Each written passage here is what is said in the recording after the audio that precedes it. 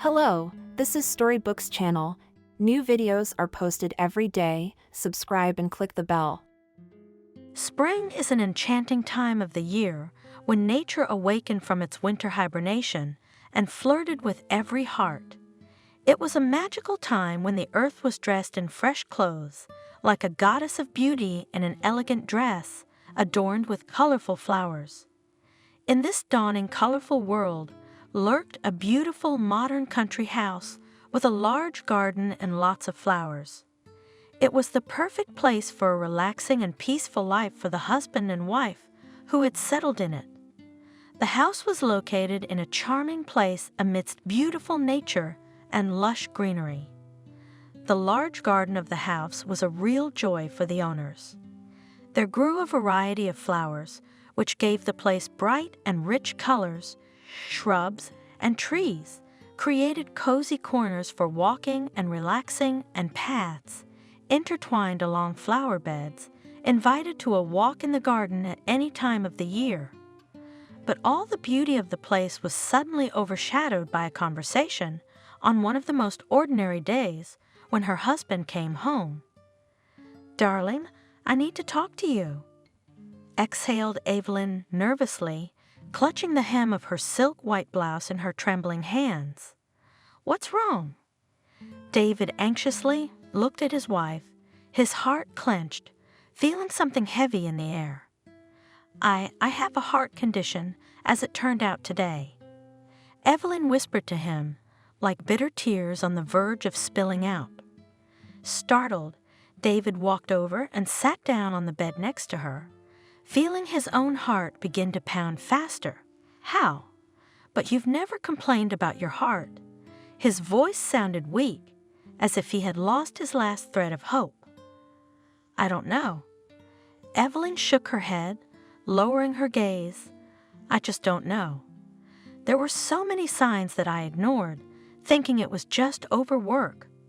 She sighed, barely holding back tears of bitterness. "Why didn't you ever tell me?" David's voice sounded downcast. "I didn't want you to worry. You work so hard. You're busy all the time. I wanted to always see you smiling." Evelyn smiled sadly herself. David took her fragile hand in his big and strong ones, tried to squeeze it affectionately in consolation. "We'll find a way to help you. We'll get through this together." His voice trembled, but there was an intention to fight to the end. "Unfortunately, I don't think so, darling. I don't have long to live. An operation that could help is dangerous, and we don't do it here. We need a donor, and we don't have time to find one. I'm sorry, but..." Evelyn smiled weakly again. Their gazes met, and Evelyn finally cried. She began to quickly wipe away her tears with her sleeve, and David wrapped his arms around her and pulled her against him and began to stroke her head. Evelyn hugged her husband back and snuggled into his shoulder. If only she knew what a hypocritical man her husband was in this situation, and what glaring traits of hypocrisy he displayed. When Evelyn had so suddenly announced his imminent death, he had shown no sincere presence or sympathy. It was only a mask. Although outwardly he tried to look sad and grieved, he didn't actually feel any true regret, and he wasn't even gnawed by his conscience for it. He felt that he had truly loved his wife once, but since their passion had faded during their 10 years of marriage, he no longer needed her. And that was enough. Evelyn was certainly a beautiful woman, a brunette with thick, silky chestnut-colored hair, its dark strands falling down her back in light curls, creating the illusion of shine and mystery. The color of her hair emphasized the brightness, contrast of her brown eyes, which, like topaz stones, attracted the attention of others. In the beginning, David was very jealous of his wife to other men, but with time his passion waned, love passed, and Evelyn, as he thought, ceased to be so attractive. Though she had a neat, straight nose and thick, long eyelashes, her skin was fair with a healthy blush, like a rose petal shining in the sun. Beautiful and intriguing, she always had some elusive and indescribable appeal. David fell out of love with his wife and continued to lead his ordinary life without much change. Did not pay proper attention to Evelyn and her problems. Didn't help or sympathize, didn't care or do anything to support his wife in her difficult times. Instead, he remained indifferent and uninterested. And Evelyn was fine with that, so he had no plans to leave her. With his wife was easy and comfortable, so he continued to live together. David didn't want to lose his status in society and pretended in front of others, showing how he was concerned and cared for his wife and took on the role of a good and devoted husband. However, if one were to go deeper inside his soul, they would be able to notice the lack of true emotion and genuine care.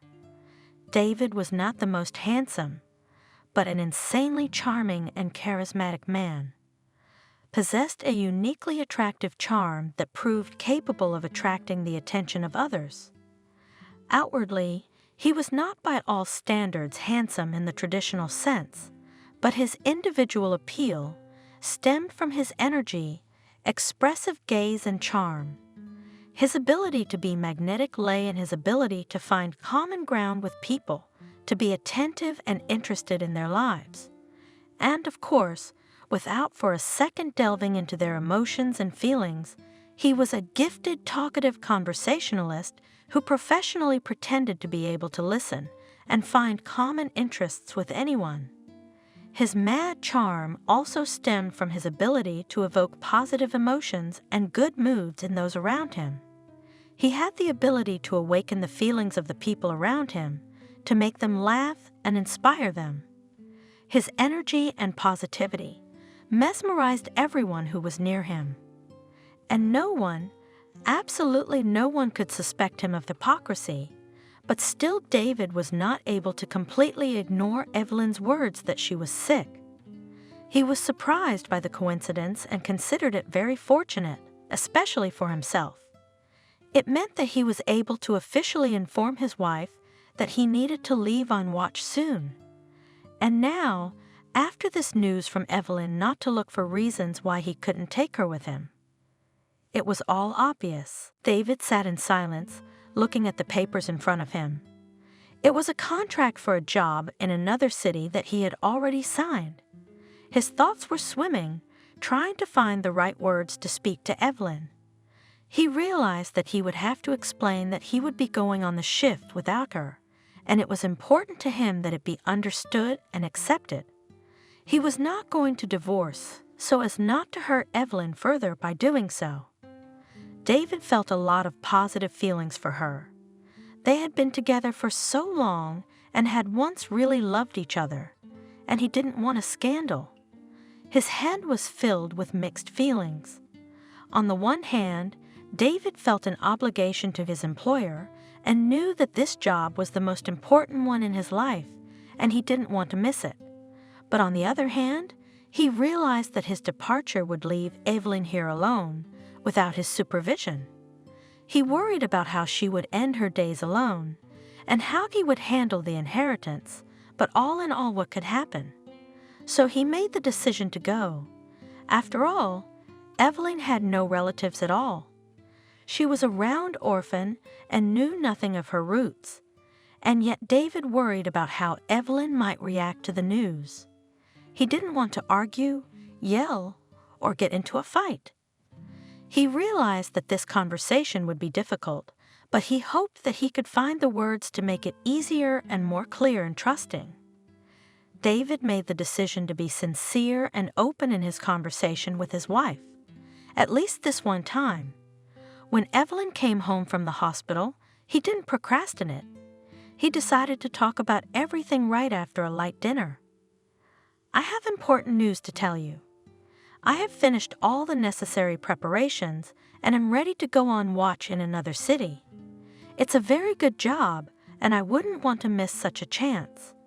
David started hesitantly after dinner. "So does that mean you can take me with you? I've missed you so much. We've stopped spending time together. Maybe the coast will make me feel better." Evelyn replied hopefully. That's what I wanted to talk about. To tell you that I don't think it's possible for me to take you with me in these conditions. It would be difficult for me to take care of you and work at the same time. David lowered his eyes. So you're going to leave me here alone sick? I can't manage my condition on my own. How can you do this to me? Screamed Evelyn, jumping to her feet. Please understand. David jumped up after her, trying to calm her down. I'm worried about you, and I want you to get the best medical attention and care. Is there anything else that can be done? Either way, I will call often and keep in touch with you. But I need your support and companionship so much. You must realize that these are the last months for me, right? Right? Every moment with you is so important. Evelyn cried again and clutched her heart. I know, and I'm sorry it's so hard for both of us. David ran over to her and helped her sit back in her chair and poured her a glass of water. But we'll be able to communicate by phone and video calls, and I won't leave you alone. I've already signed the contract and I can't refuse. He answered honestly, though he didn't regret his words for a second. I know you have to work, but it's so hard for me to accept. Just promise me you'll come back as soon as possible. Evelyn exclaimed. The glass in her hands trembled. I promise I'll be back as soon as I can. My love and concern for you won't fade, even at a distance. I will always be near you in my heart. But despite the frank conversation, there remained a lot of misunderstanding between David and Evelyn. They almost stopped talking, and so all the time passed before they left. David realized that when he left for his shift, it would be the last time he would see his wife. And while it wasn't a particularly hard decision that would require unquestionable willpower and emotional stability, it was still a little sad. David was faced with a sense of not being believable and unwillingness to believe that the situation was that serious. The ability to accept reality and realize the inevitability of loss was a difficult psychological process that caused resentment for some time. In addition, going on watch forced David to evaluate and rethink his priorities and values. Now he considered himself a free man and could well start building a new relationship there. But still he was embarrassed by his own fear, inconsistency, and inability to control the situation. Evelyn was left home alone and could have made one last mistake. In the end, the decision to go on watch and leave his dying wife behind was easy enough, but it was only on the train, when he saw the sad eyes of Evelyn seeing the train off on the platform, that he became a little sad. Realized that he could have caused her serious emotional wounds and feelings of guilt, of self-destruction. But he also realized that this decision had changed his life forever, and he would never be able to see or hug his wife again. Evelyn was left standing alone in the station, even though she was surrounded by a huge crowd. Her shoulders were slumped. The picture of the transience of life was instantly transformed as the train began to pull away from the platform. All sounds fell into silence, as if the breath of nature itself froze as it heard the train's readiness to move.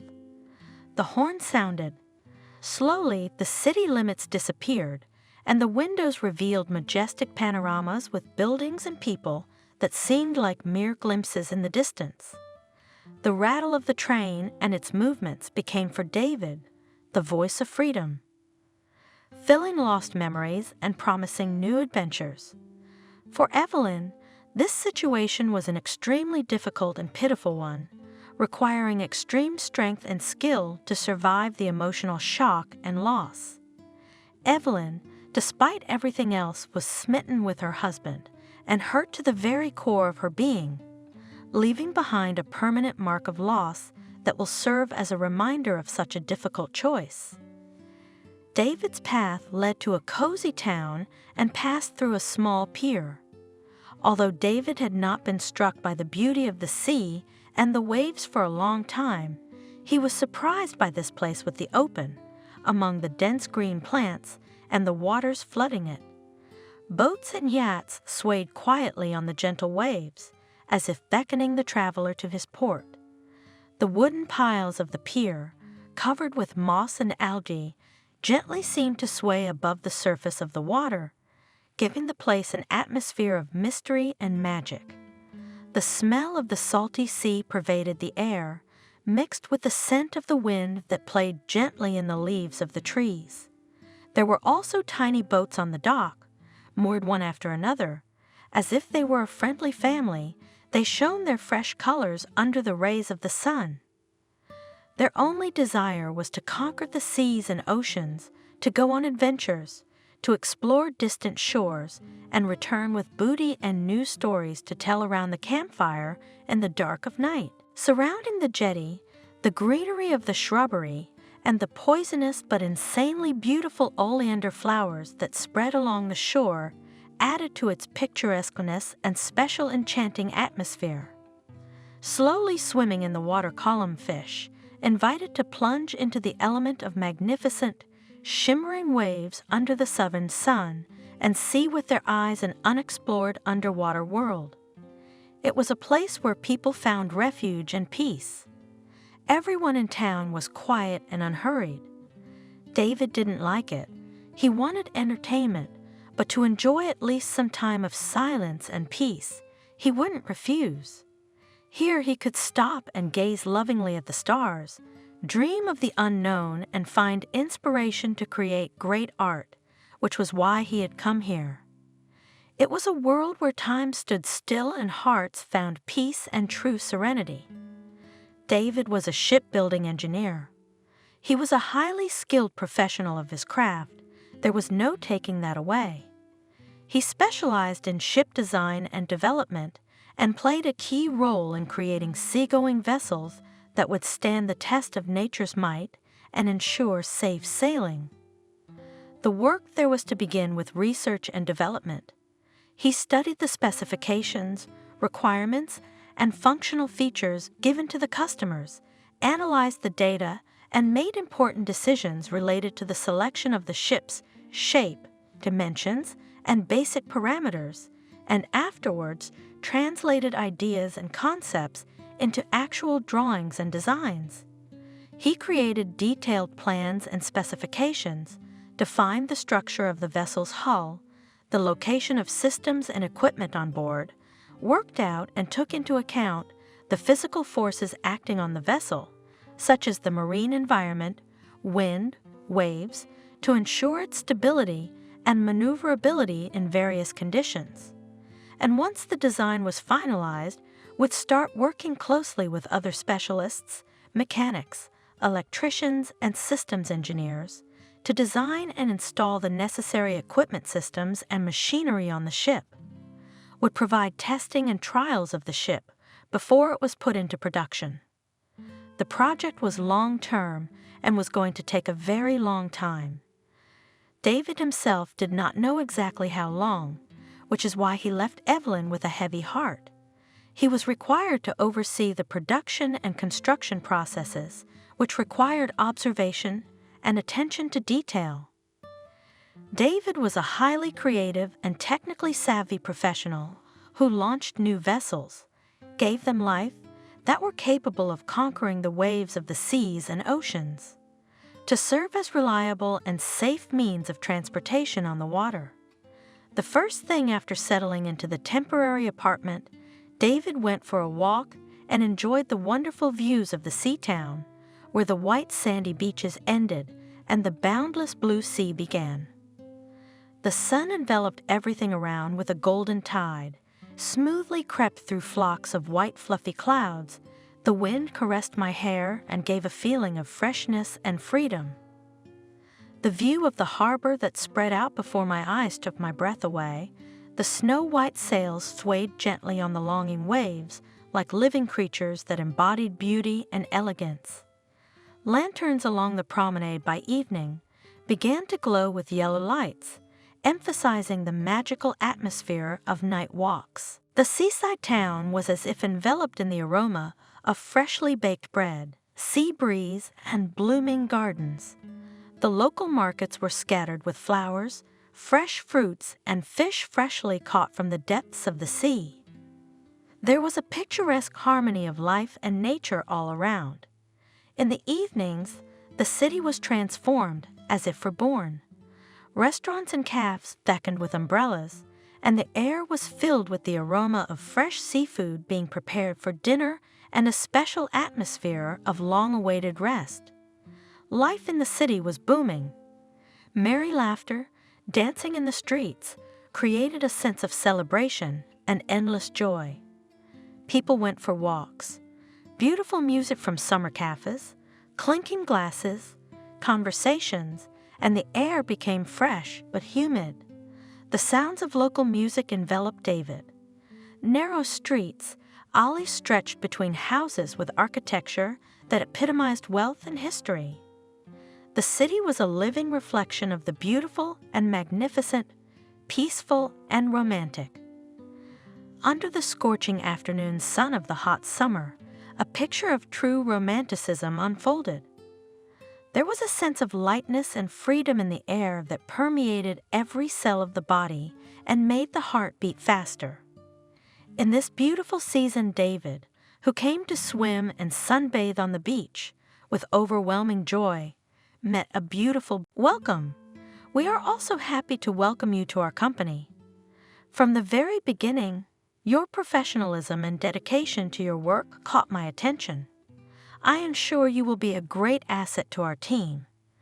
Benjamin got up from his desk and invited David to see his new private office.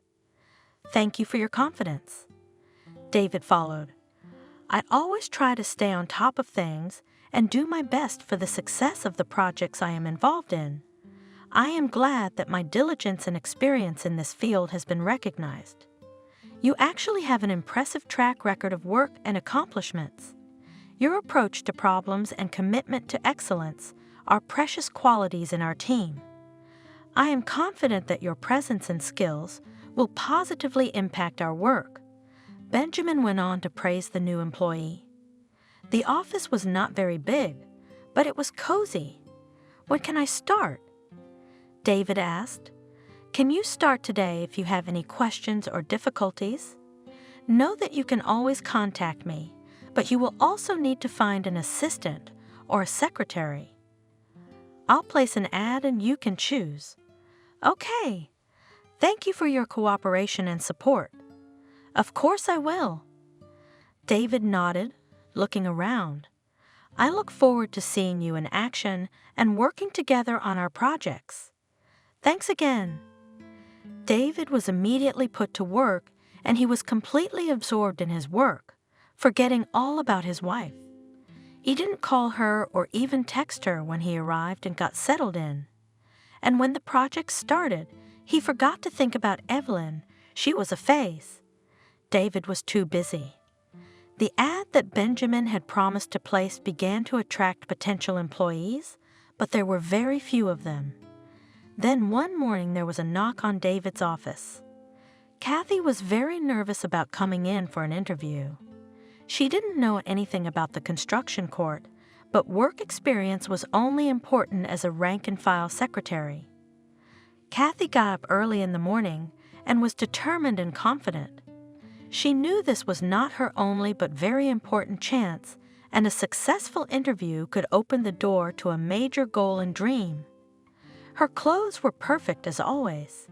She chose an outfit that combined elegant simplicity and business restraint. In front of the mirror, she fixed her blonde hair, applied the right makeup to deliver confidence, and look her best. There was only one chance. She checked her paperwork several times, including her resume, portfolio, to make sure everything was in order. Kathy had researched information in advance about the company she had an interview with today and had prepared questions to show her interest and determination. On the way to the office, she kept repeating to herself that she had all the necessary skills and qualities to succeed in this role. She simply had to get a job at this firm for this position. There was a resounding come in from behind the door, and gathering her courage, Kathy stepped over the threshold into the spacious, bright room. Everywhere were tables littered with blueprints and models of yachts, ships, and boats. "Hello, I, David, am glad to see you in our company. What's your name? Tell us a little about yourself and why you want to be a secretary." There was a man sitting behind the desk who didn't even look up when asked this. But as soon as he looked away from the blueprints and saw Kathy, he froze. "Hello. Thank you for the opportunity to be interviewed. My name is Kathy. I am very organized, attentive to detail, and have good communication skills. I have seen your company grow, and I want to be a part of this team." Kathy replied in a rote manner, "Sounds interesting. Do you have relevant experience as a secretary?" Coughs her future boss. "Yes, I have experience as a secretary. I have successfully worked in this position in another company. I have a good command of office programs and am able to organize work processes efficiently." "Very good, Kathy. It is also important to me that the employee is able to communicate well with colleagues and customers.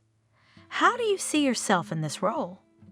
Although David asked Kathy the standard questions, she relaxed a little. His floating gaze said it all for him. "I am an open and friendly person, and I enjoy interacting with people.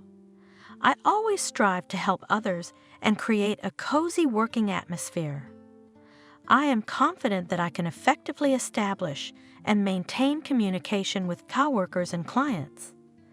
Kathy answered to the point clearly. "I would like to appoint you to the position of secretary.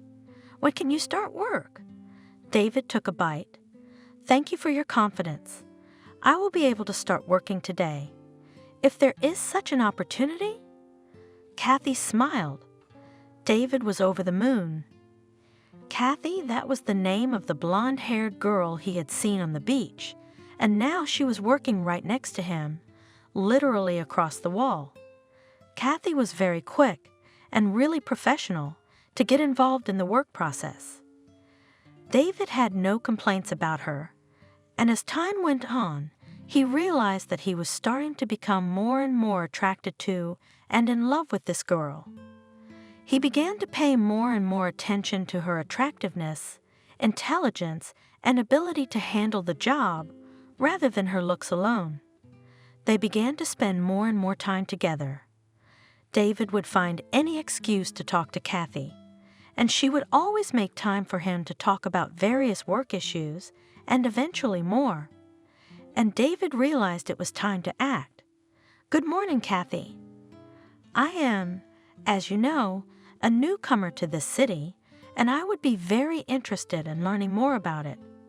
I hear you're very familiar with the place. Could you show me around?" "Good morning, David. Of course, I'd be happy to give you a tour of our beautiful city. Have you seen any of the major sites yet?" Kathy glowed with positivity, even though it was still very early in the morning and half the office was dozing. "No, I've only just arrived and haven't had a chance to look around yet. I would be very happy if you could help me with that." David could barely contain a yawn himself. "No problem. I know all the major sites, and I can tell you interesting facts and stories about each of them." Kathy waved his hands. "We can start in the main square, and then walk through the historic center of the city, and then have a bite to eat somewhere afterwards. How does that sound?" "Sounds great. I'm looking forward to our walk. What time is convenient for you?" David grinned like a March cat. Kathy was more cooperative than he had originally thought. "Let's do it on Saturday afternoon, just when the weather is supposed to be nice, and we can walk around and look around." Kathy suggested. "That's fine. I'm looking forward to it. I'm sure our tour will be unforgettable, and I'll be able to learn more about the city than from the tourist brochures." "Oh, it'll be fun. I guarantee it. Don't forget to have your comfortable shoes and camera ready. You'll love the stunning views we'll see. Give me a call to arrange a location." And Kathy gave me a wink. Of course, stunned David. "Thanks again for agreeing to help me out. I think it will be a great way to get to know the city and spend time in pleasant company." It was a pleasure to help. Summer sparked their acquaintance, turning each event into a little adventure. They spent many days together filled with beach walks, exciting picnics, and exhilarating adventures. Together they swam in the azure waters of the sea, realizing their innermost dreams of freedom and love. From under the shade of palm trees, David and Kathy watched sunsets that turned the sky into a canvas of bright lights. Their hearts were burning with passion and sincere attraction for each other. They realized that this love and this summer would be imprinted in their souls forever. The summer created the perfect space for them to birth the feelings that made David fully immersed in this unforgettable experience. In this colorful city, they found each other and opened their hearts to the impossible, turning unrealistic dreams into reality. They became the heroes of their story, proving that love born under the hot summer sun was able to become a beautiful and wonderful fairy tale. With each passing day, David was getting to know Kathy more and more, and simply went crazy about her. The first impression was not deceptive, but Kathy revealed herself to him completely only much later. She turned out to be a very glamorous girl, had impeccable style, and a vocation to be in the center of attention. Her appearance was always flawless, as if with an ironed pink chiffon ribbon. She had a graceful figure with long, slender legs, which she emphasized with high-waisted skirts and dresses. Kathy zealously followed the latest fashion trends and always displayed them in her style of dressing. She preferred elegant outfits consisting of symmetrical dresses, sequin tops, and pleated skirts. But at work, she was always dressed strictly and office-appropriate. On other days, her closet was filled with bright hues and beautiful fabrics that made her style catchy and eye-catching. Jewelry too played an important role in her look. She wore exquisite earrings with rhinestones and delicate and graceful necklaces with inserts of precious stones, and on her wrist, she necessarily wore elegant bracelets with sparkling crystals. And one could not forget about her essential attributes, high heels and handbags, which completed the image and made her even more glamorous.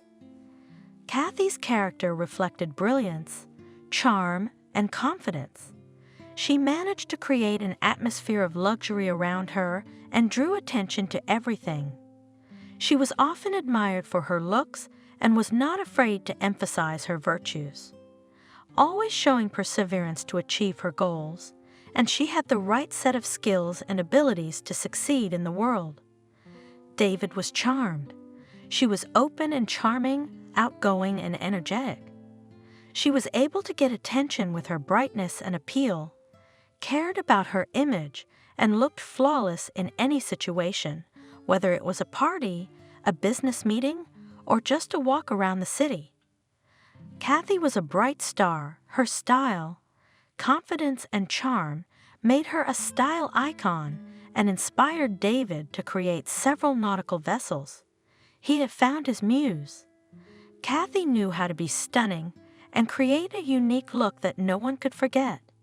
When David found himself in this nautical city, something he had dreamed of for a long time, he was exposed to new experiences and emotions. An acquaintance with the beautiful Kathy awakened his inner, already forgotten feeling. He was fascinated by her youth, freshness, and directness. Her youth and energy stirred his soul and made him want to get to know her better. Her independence and confidence also impressed him strongly. She embodied a freedom and possibility that he thought he had never experienced before. David could no longer call himself a young man and certainly saw in Kathy the ideals that attracted him: openness, innocence, and carefree. Her ability to adapt quickly to a new environment and her outlook on the world impressed him and made him want to grow closer. He felt young again around her. The immense physical attraction was no stranger to him either. Her looks, her youthful skin, her carefree gaze, her playful smile were the magnet that drew him to Kathy. A natural attraction to her grew into David beginning to idealize her as a potential lover. Of course, he realized that these feelings were only the beginning. True love grew out of mutual affection, respect, and understanding between two people.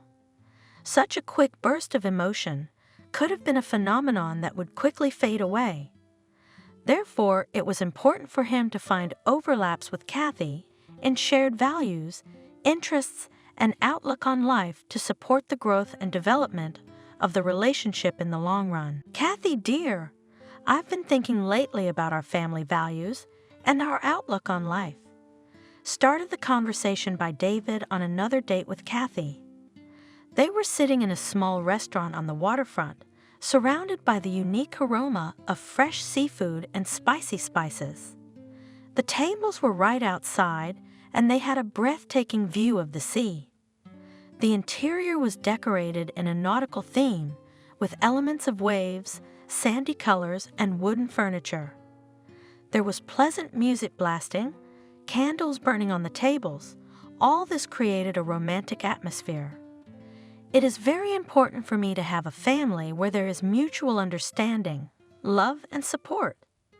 I believe that family should be a priority, and we should always stand up for each other. Answered his unvoiced question Kathy. I'm really glad that our views of the world are similar. David thought they were reading each other's minds too. Yes, that's so wonderful, dear David. Kathy laughed, covering her mouth with the palm of her hand. The menu offered them a wide variety of dishes made with fresh local produce, oysters, shrimp, octopus, and fresh fish dishes. I also believe that family is the most important thing in life. It is important to create a strong foundation on which we can build our future. I also hold principles, honesty, respect, and openness in relationships. David continued his thoughts. I believe in these principles too. It is very important to me that children are educated in tolerance and respect for other people and cultures. We must set an example of justice and kindness for them. Kathy hummed, leafing through the list of wines and cocktails. Everything was quite expensive, but it didn't bother the girl. I absolutely agree. I also want the children to become independent and successful in life. I believe that honest labor and hard work can lead to high results. David didn't even pay attention to what she chose, continued to look into her eyes, and unknowingly said, That's right, sweet David. Kathy reached across the table to him. I'm glad we're on the same page when it comes to our family values and outlook on life. David nodded like a chump and flushed his cheeks like a young boy. David wasn't the only one happy about the rapprochement, but Kathy was as well. After a while, she was jubilant when she realized that the man enjoyed spending time with her and didn't probe any further. She decided to act more forcefully and openly. Hi, how are you? You look especially attractive today. Kathy peeked into David's office in the middle of the workday, pre-locking the door and giving him a sly look. Thanks, I'm fine. How do you look? Amazing. What are we doing today? David was shocked. Kathy wasn't usually like this at work, but it was a positive shock. I thought maybe you could come over to my place after work. Enjoy each other's company. After all, you can do such interesting things in the evenings. She leaned down to his ear and whispered, Boo, that sounds like fun. But what exactly do you propose to do? Murmured David. I can show you my dancing skills. Quite good ones, by the way. Laughed Kathy. Oh, really? I've always loved dancing. Why don't you give it a try? Come on, let's do it. Kathy winked at him again and with a light gait left the office. Of course, David couldn't see her sly smile. David didn't care about work at all, not for the rest of the day. He was only waiting for the time when he could go to Kathy's house. She really drove him crazy when, in the evening, she closed the door behind him and began to move smoothly to the rhythm of the music. Delightful. I can't resist your charm. David admitted his defeat by her beauty. Well then, let's not limit ourselves to dancing. I know plenty of ways to make our time together truly memorable. Are you sure I can handle what you're suggesting? David swallowed and followed Kathy into the apartment. I'm absolutely sure. All we need to do is open up to each other and enjoy every moment. Just trust me. She looked David in the eye. I trust you. Let's make this night unforgettable. Only once David, building a relationship with Kathy, reflected that this was the first fulfilling relationship he had begun to create since his wife's death. Even though he had long been out of love and had stopped remembering Evelyn altogether, he felt vague feelings of guilt because it seemed to him that he was cheating on the memory of his late wife, even though this was nothing new to him. These thoughts and feelings caused a great deal of emotional stress and nervousness. Once in a while he even compared his new partner with his deceased wife, compared their personalities, searched for bits of the former in the new lover, and was tormented by an inner contradiction between the desire to find what had been lost and the desire to allow the new relationship to flourish.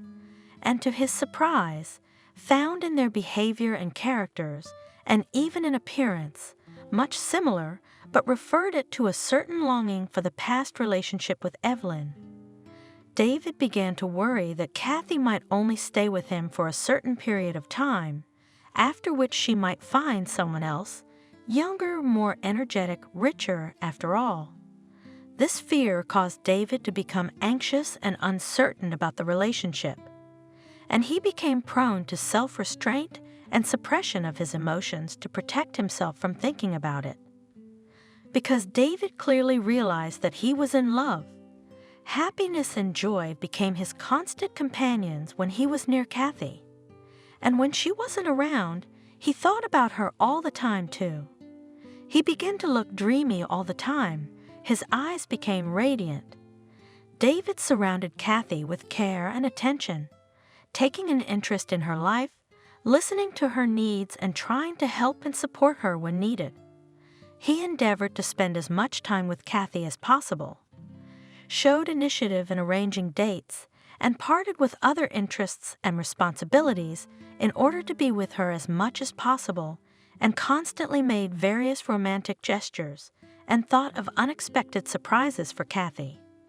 Romantic dinners, trips to the movies, and expensive gifts, of course. Kathy, in turn, these expensive gifts and David's advances took as a given, never refused, and did not build herself up as an unattractive woman. For Kathy, it was important to receive expensive gifts and provision, much more important than a good and mutual partnership or sensual connection. She often began to show superficial emotions and often accepted things expectantly without any particular regret or gratitude. She pretended to be used to the lavish lifestyle created by the gifts and courtship of men and thought it was David's responsibility, and he bought into it.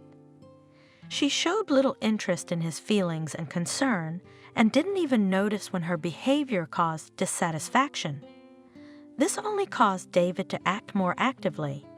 Her main goal was to gain material satisfaction, not to create an emotional connection. And she succeeded. Kathy persevered towards her goal and never once considered the consequences of such a relationship on her partner.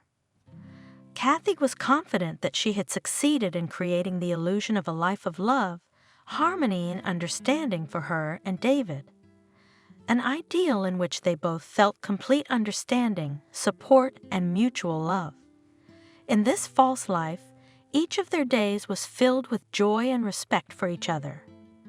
David was genuinely interested in Kathy's opinions and feelings and strove to help realize all their needs and dreams.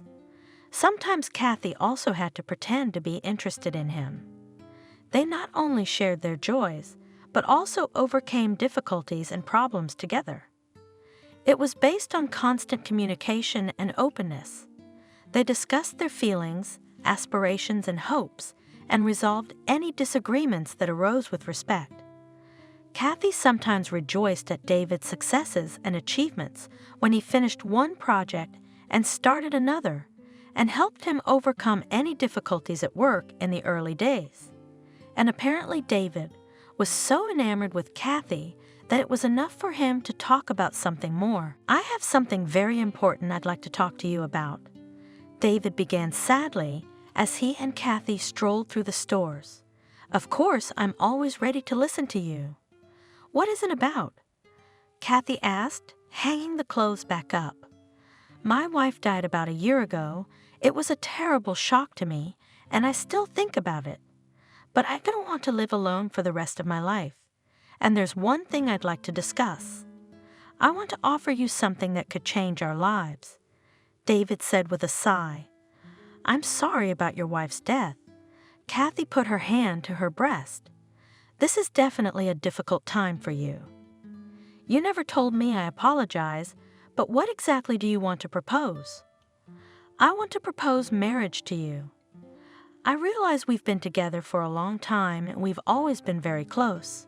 You know me better than anyone else. I think we could create a happy life together." David held his breath. "I didn't expect such a proposal." Kathy marveled, opening her eyes wide. "You know, I've always valued our relationship, but this is so sudden. What happened for you to make such a decision?" "Well, some time after my wife died, I realized that I had the great good fortune to have you in my life. You were always here, supporting and helping me. I have seen how you treat people, how kind and caring you are. I'm sure we can be happy together. I appreciate what you said, and it's important that you realize that I was also touched by your proposal. But I want to think about it. I need time to realize my feelings and to understand what I can give you in return."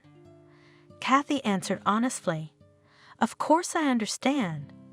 And although David's face showed sadness, he accepted it with dignity. "This is a big decision for both of us. Take your time. I'm waiting for you to make your final decision. It's important to me that you're happy. Thank you for understanding. I'll definitely think about it and give you an answer soon." The seasons, in a marvelous dance, changed each other. A new spring has arrived. It came unexpectedly, like a fairy, melting in her magic tassels, bedazzling colors.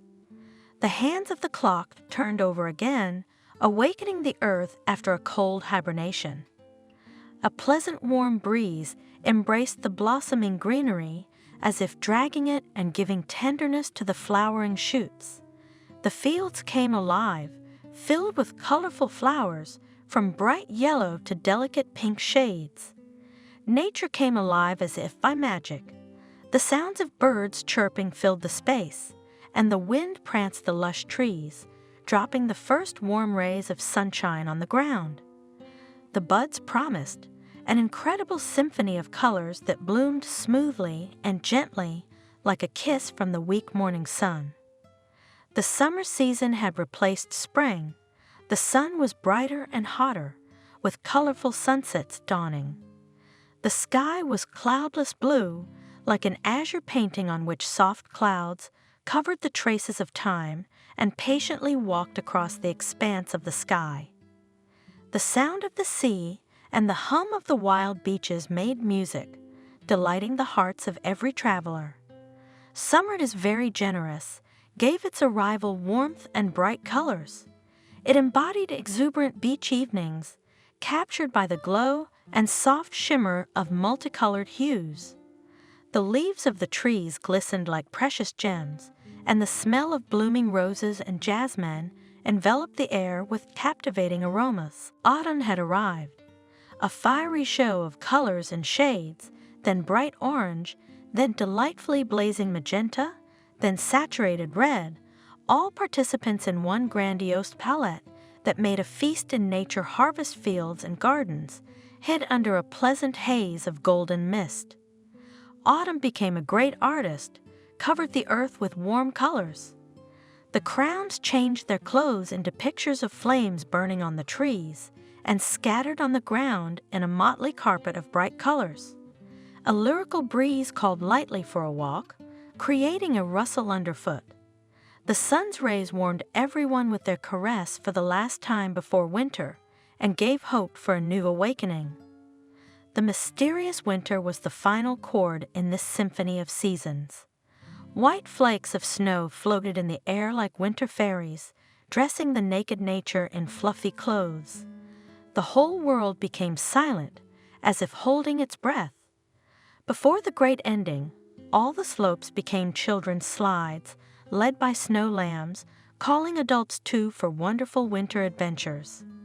Nature fell asleep and covered herself with a thick blanket of snow. The air was filled with light and crystal rustling. Delicate snowflakes, like diamonds, began to fall from the sky, enveloping everything around with their whiteness. The leaves left on the trees, as if they had been drawn by artists, turned into branchy pictures decorated with snowy flowers and jagged caps. 2 years flew by. During that time, David and Kathy began to live together, and sometimes they talked about getting married.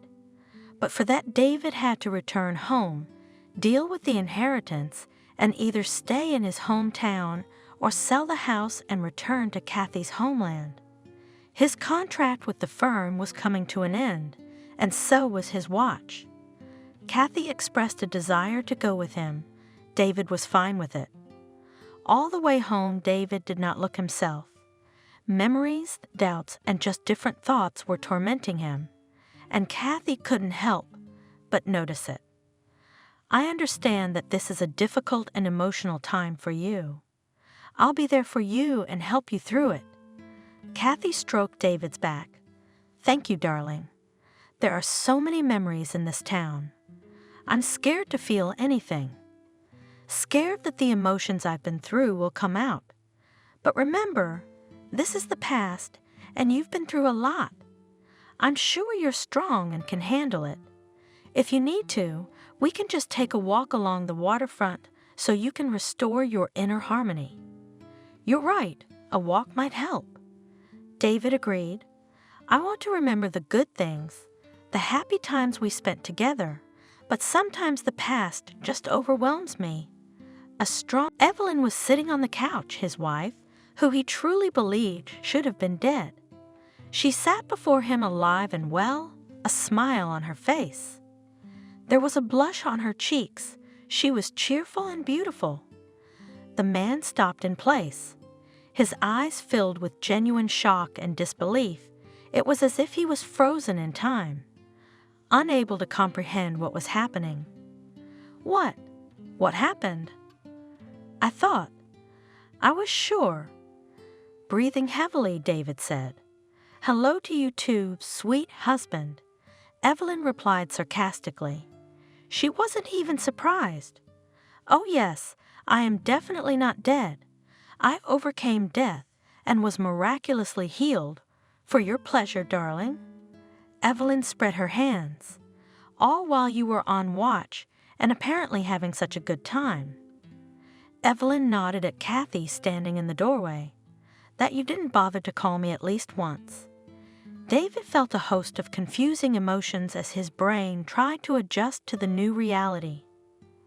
Outrage and bewilderment overwhelmed him, and he didn't know what to say or do. I can't believe it. How could you? Why?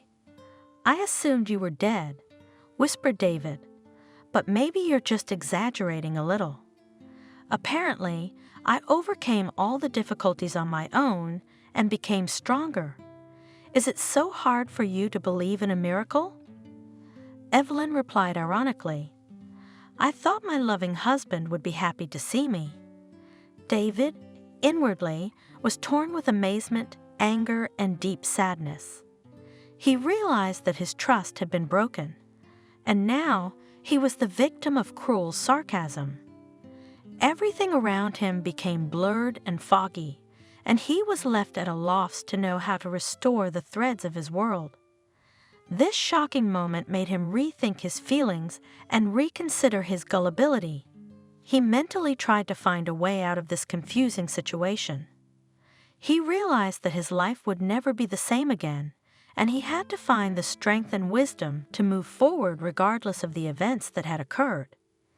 "We have to talk." After a while, David spoke again. "I think it would be better if we divorced. I've met another woman." "Another woman?" Evelyn grinned. "What?" David furrowed his eyebrows. No, nothing." Evelyn dismissed it. "You and I both know that our relationship is long gone, and it's clear that we're not happy anymore. I propose we end this one-sided, burdensome existence and part ways." "Oh, what a surprise!" Evelyn waved his hands. "But I've been expecting this proposal from you for a long time. If only you had called. In fact, I have even already prepared all the necessary documents for divorce. We both know about your cheating and that the prenuptial agreement gives all your assets to me. So the divorce decree is just a confirmation of your dishonest behavior." "What? What cheating?" David cried out in horror. But the information gathered was enough to confront her husband. When Evelyn invited him for a serious conversation, she was sure she knew everything about his cheating. When she made all her accusations and presented the evidence, David was shocked. He tried to deny, passed off his cheating as a misinterpretation, but all his tricks were pointless. He realized he couldn't hide anything anymore. "Like what?" "But all of these."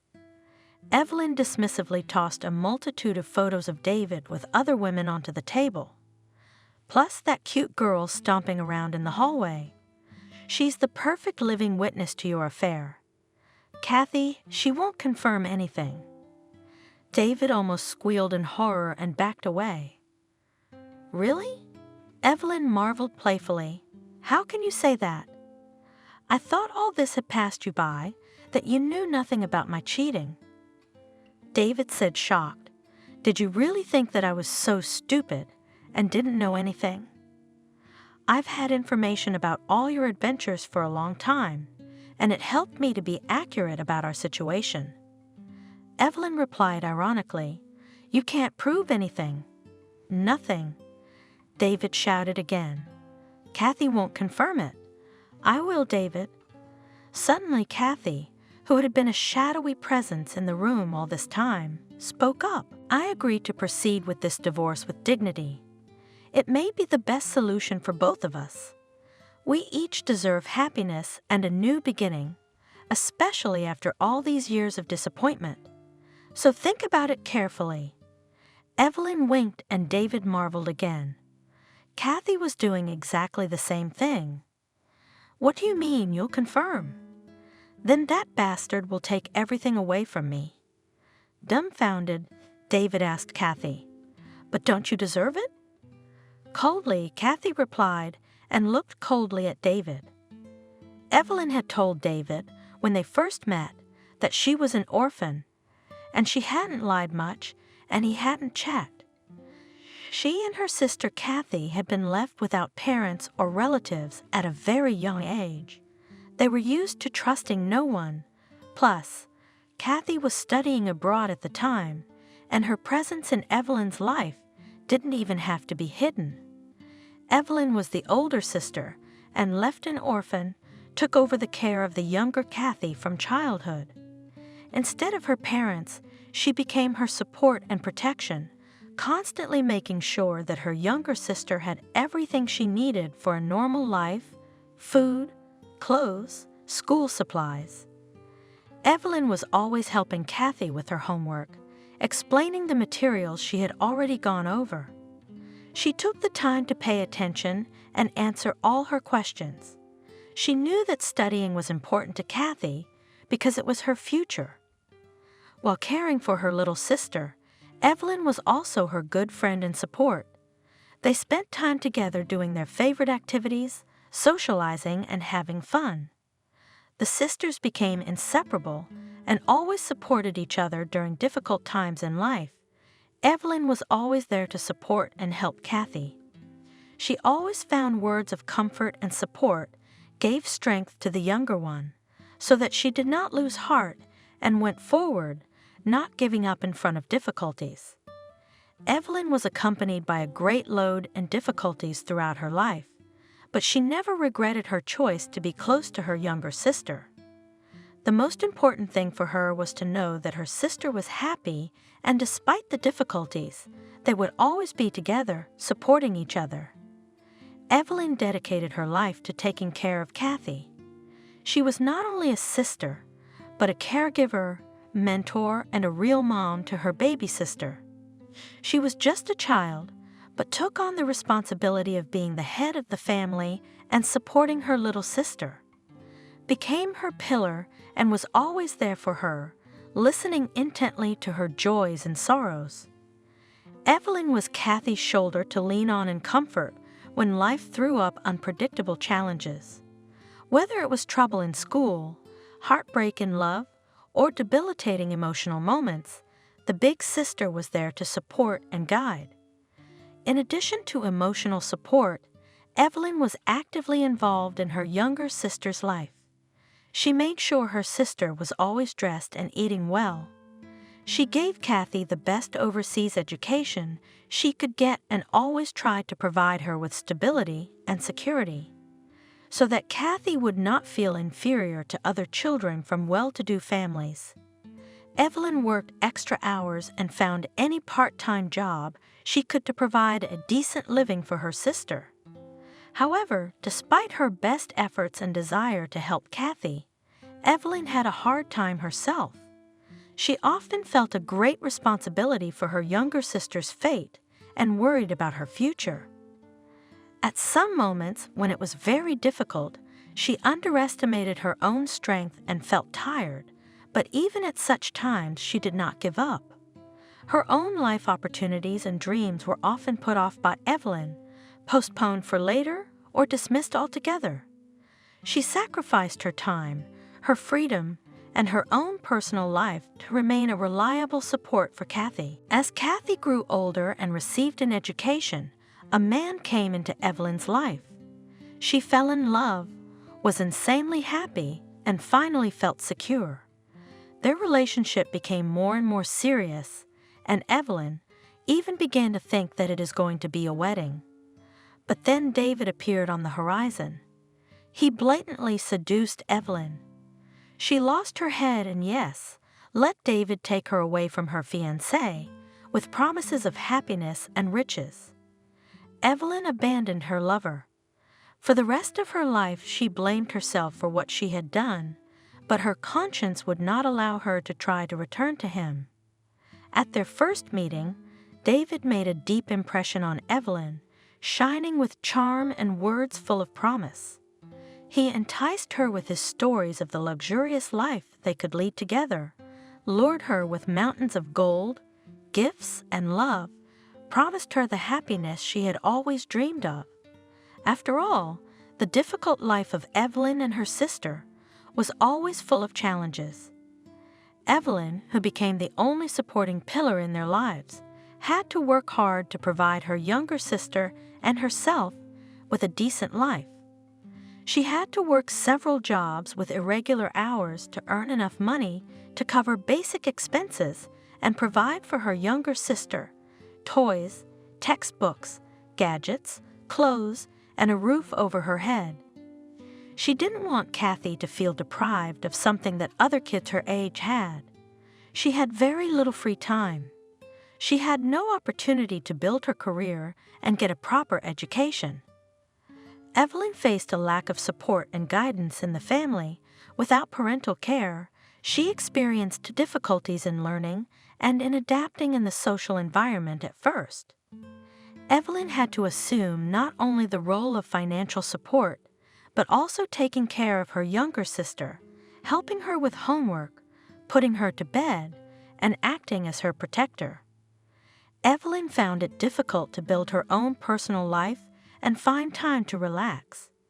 She felt a sense of unspent potential and a desire to take more out of life, but constant financial and family commitments prevented her from doing so.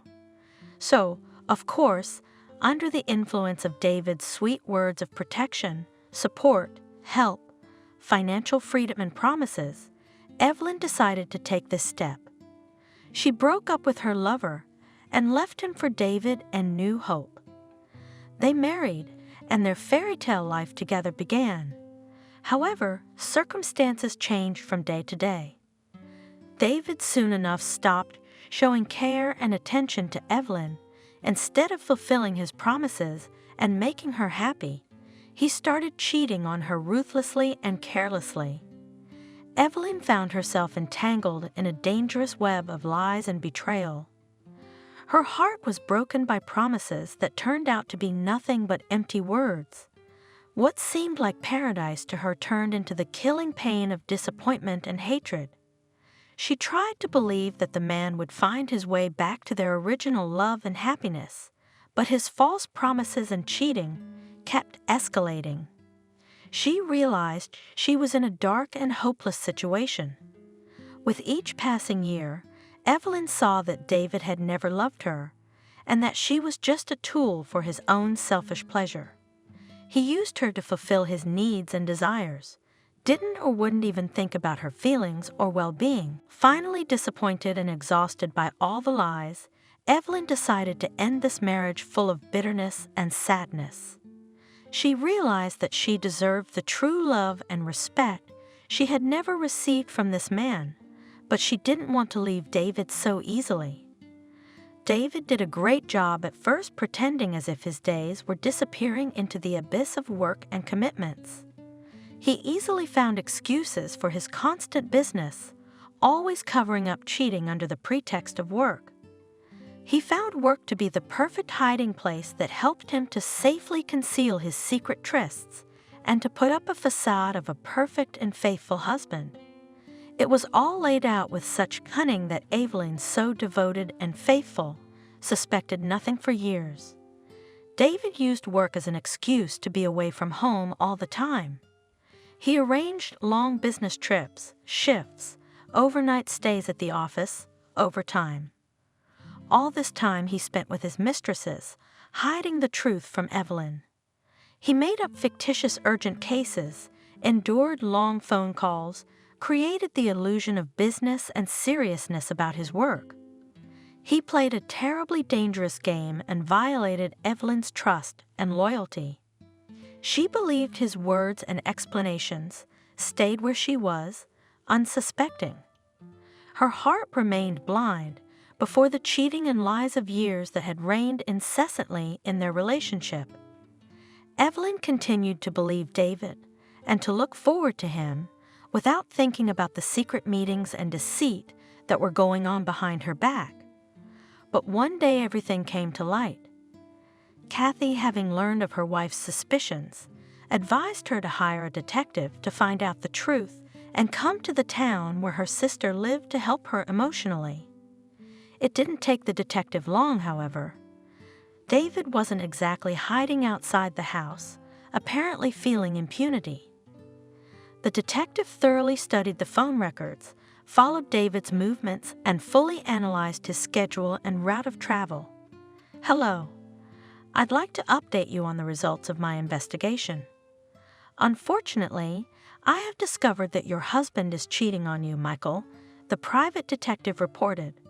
"But you're sure of your findings?" "I knew it." Evelyn sat back in her chair. "Yes, I have made a thorough investigation, observing your husband. He meets a number of women and spends considerable time with them. Here, the photographs." Michael pulled a photo out of his briefcase. "I can't believe this. He's ruined our relationship. What am I going to do?" Evelyn pleaded. "I realize this is a very difficult situation for you to decide what steps to take." Although detective work was familiar to him, he still sighed very heavily. "I don't know where to start. This is so painful. I valued our marriage and believed in his fidelity. I understand your emotions. It's important to remember that making decisions in a situation like this requires equanimity. I can provide you with additional evidence if you'd like. You have the right to the truth and to defend yourself." Michael answered her, "Thank you for your understanding and help, but I guess I need time to think about all the options and solutions. Try to stay calm and reach out to trusted people for support," advised a frustrated Evelyn, the detective. "Thank you again for your help and professionalism," replied Evelyn aloofly, looking at one point. "Feel free to contact me if you have any further questions or need additional help. I can recommend a good divorce lawyer," said the detective in parting. Evelyn realized that David had long ago forgotten about honor and morality. He deliberately used his job to lie and deceive. However, his cunning and deceit could not last forever. The time of truth was bound to come, and lo and behold, his foolish, as he obviously thought, wife stumbled upon evidence that changed everything. Her wounded heart could not bear more deceit and treachery, and she decided to uncover the truth of his deeds. David proved to be a master of secrecy and deception, but sooner or later, the truth always finds its way out. Life with him for Evelyn, for many years, was pain and disappointment. However, her determination and strength helped her move forward, leaving deceit and misery behind. "Hello, my sweetheart." Evelyn invited Kathy to visit her home because David was away on watch again, and there was no point in worrying about his premature return. "But what can I tell you?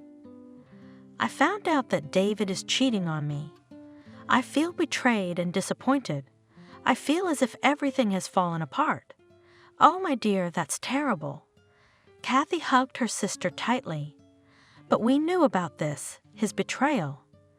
I know it's hard for you to go through all this, but remember, you deserve to be happy. That's who you are. Don't let his mistakes determine your future destiny." "But how can I just forgive him and forget?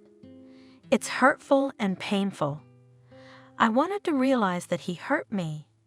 For the first time in a long time, Evelyn cried. "I understand, and I'll help you get revenge, but it's also important to focus on yourself and your health and well-being. Find a way to be strong and move on. But I just can't bring myself to let it go and just forgive him. It's such a breach of trust. You deserve to be with someone who will respect and love you and your feelings. And about revenge, I have an idea," Kathy said slyly. "I deserve to be happy, and I won't let his act define my life. I will work on my recovery," nodded Evelyn, gathering her thoughts and strength. "Exactly. I'll take care of everything and you rest. I am always here to support you on this journey. Know that you are not alone and that you are strong and worthy of the best." A fire of resentment and rejection lit up in Evelyn's eyes. Her heart flooded with a relentless sense of disappointment, ambition, and a desire for revenge for the lost years and missed opportunities. Anger pierced through all her thoughts and emotions. At first, Evelyn felt stunned and relieved to learn the truth, but then, after talking to her sister, an exhilarating storm of emotions surged within her, bitterness and sadness mixed with determination and a thirst for retribution. Her self-esteem and dignity had been desecrated, and she promised herself to regain what she had been deprived of because of his treason. Every false word he'd spoken, every smile he'd smiled in photos with another woman, became vitriolic curses that fueled her passion for revenge. She determinedly picked up the pieces of her broken soul and used them to create armor to protect herself from further pain. Her emotions became the engine that inspired sweeping action.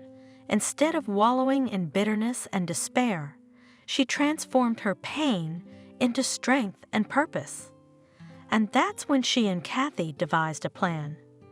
Evelyn had always been a clever woman and upon marriage had entered into a prenuptial agreement, which the not particularly savvy David had read quite carelessly.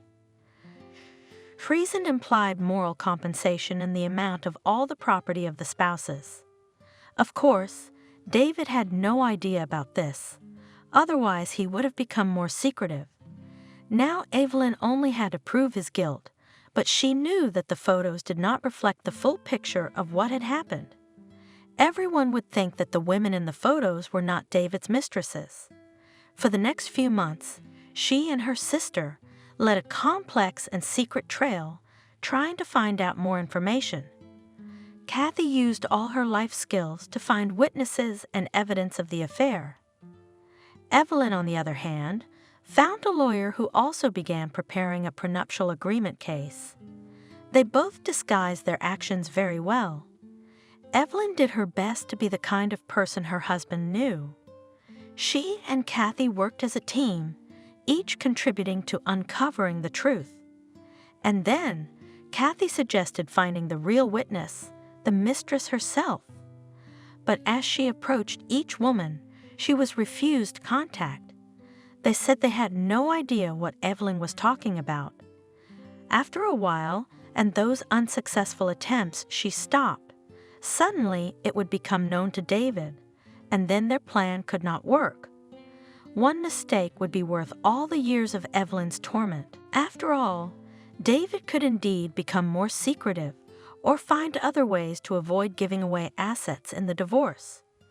Though he may have talked or convinced his mistresses not to tell anyone anything just in case.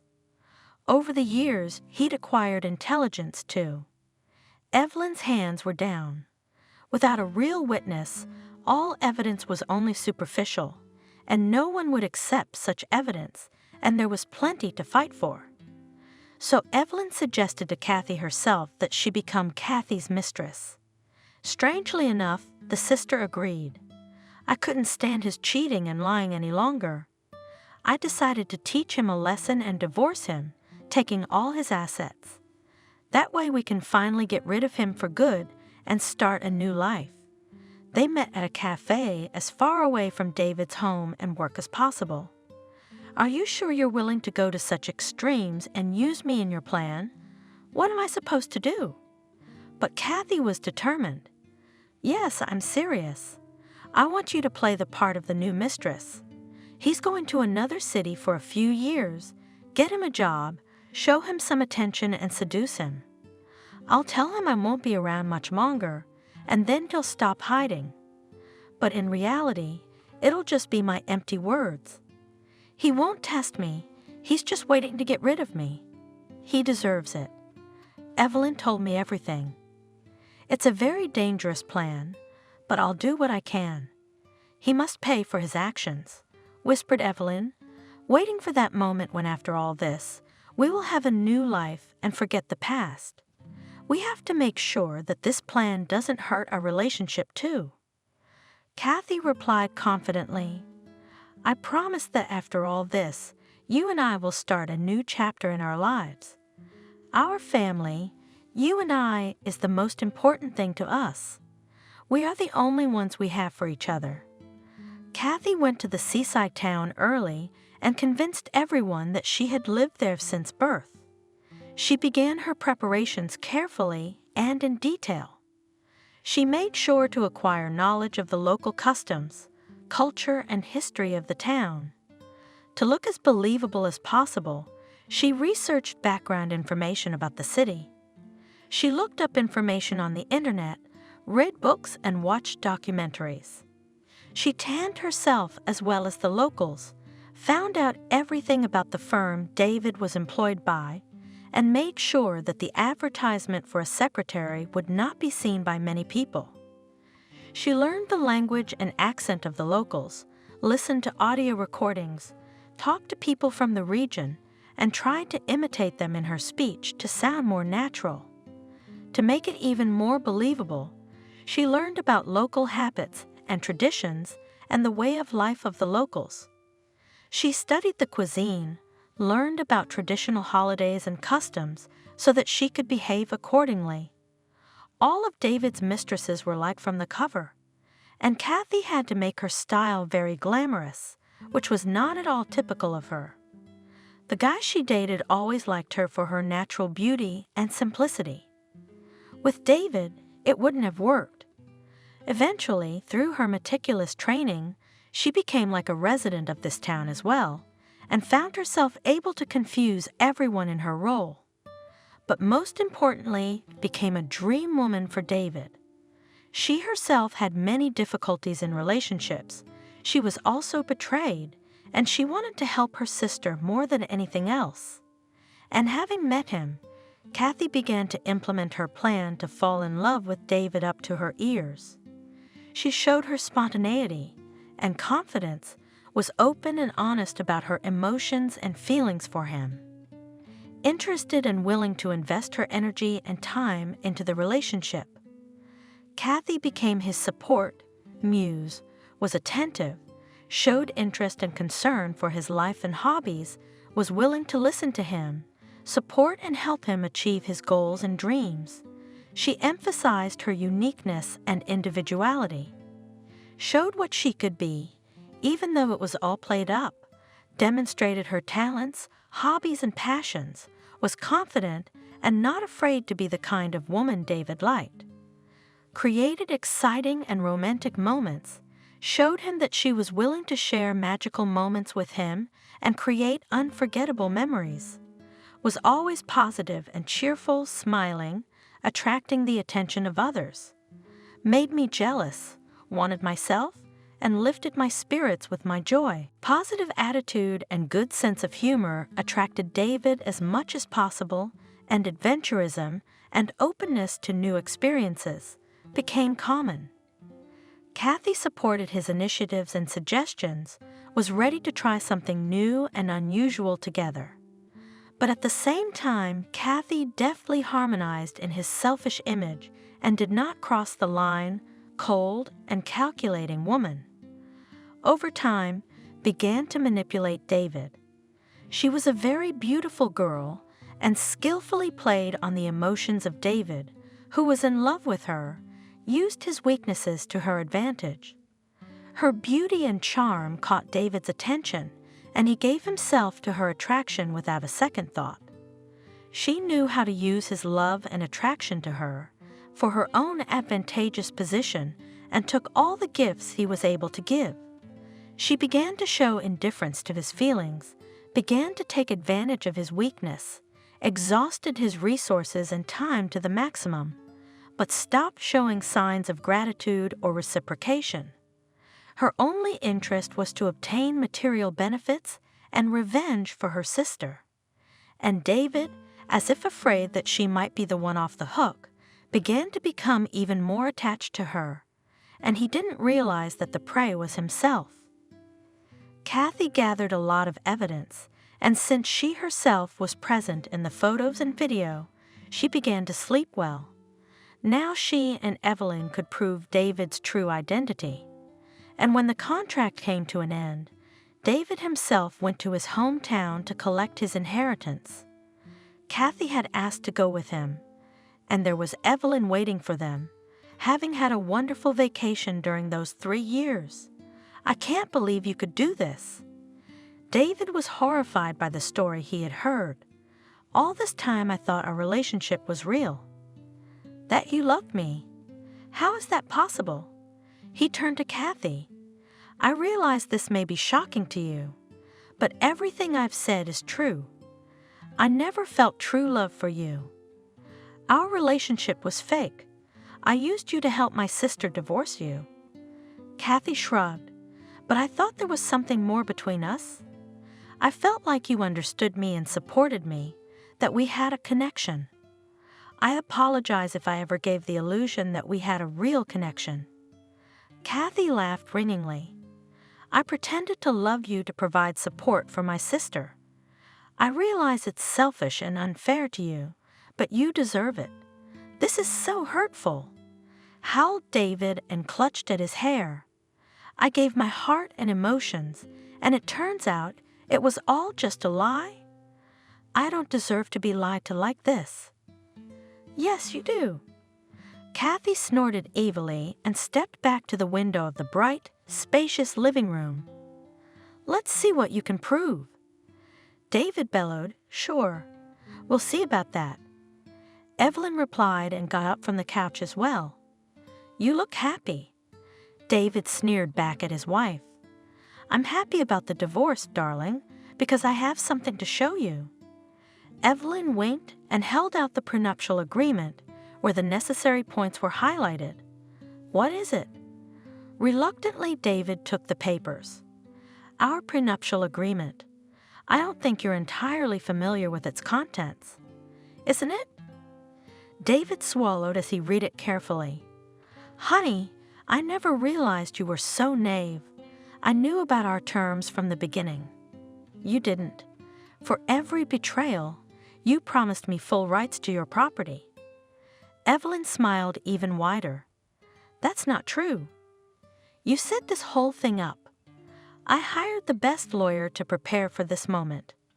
I've done my own investigation and gathered irrefutable evidence. What are you going to do with this information? I thought you weren't serious about taking it all away. My legs almost gave out. Honey, I just want you to realize that you lost this time. My decision to divorce isn't just a wish, it's a favorable deal for me, and I'm going to get everything I own." Slyly replied Evelyn, feeling gleeful at last. "You've always been a fool. I didn't expect this." "Well, honey, now you know not to underestimate me. So divorce is the path we both chose, but remember you gave me the right to everything you have." Evelyn waved the documents. David didn't find anything to reply, and spat on the living room floor and left, slamming the door. Of course, Evelyn and Kathy won.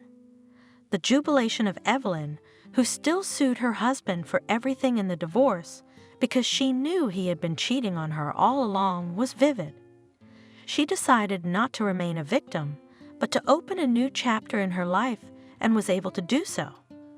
A lawyer who specialized in divorce became her ally in this unequal struggle. They carefully planned a strategy, collected irrefutable evidence, and defended Evelyn's inheritance rights. Through it all, Evelyn was helped by her strong character and her beloved sister.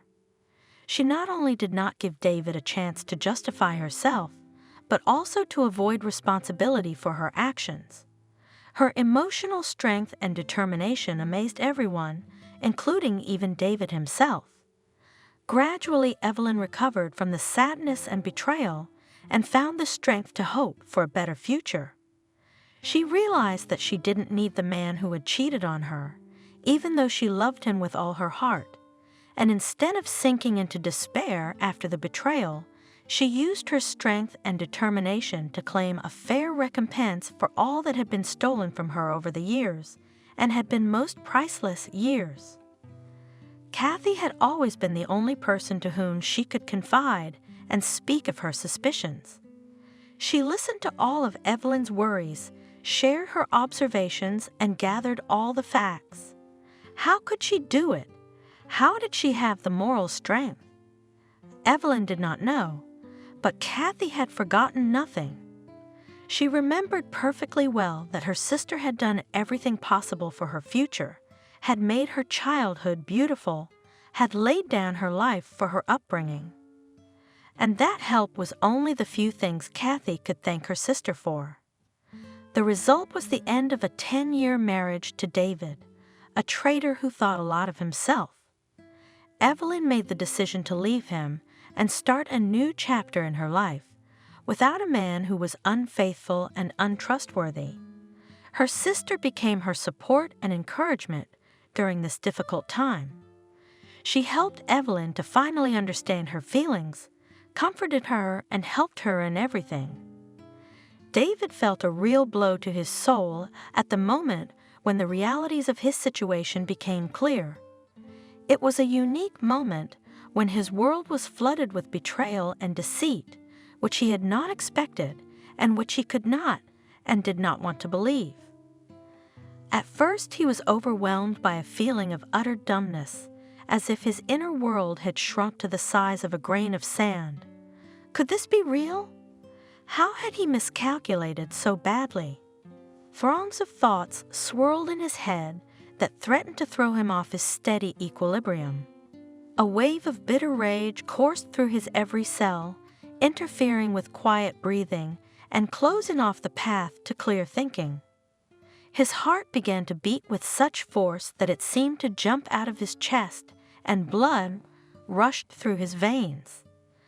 David was at a complete loss, not knowing how to react to the situation. The feeling of deception he experienced was deep and heavy. It was as if a darkness was hanging over his life.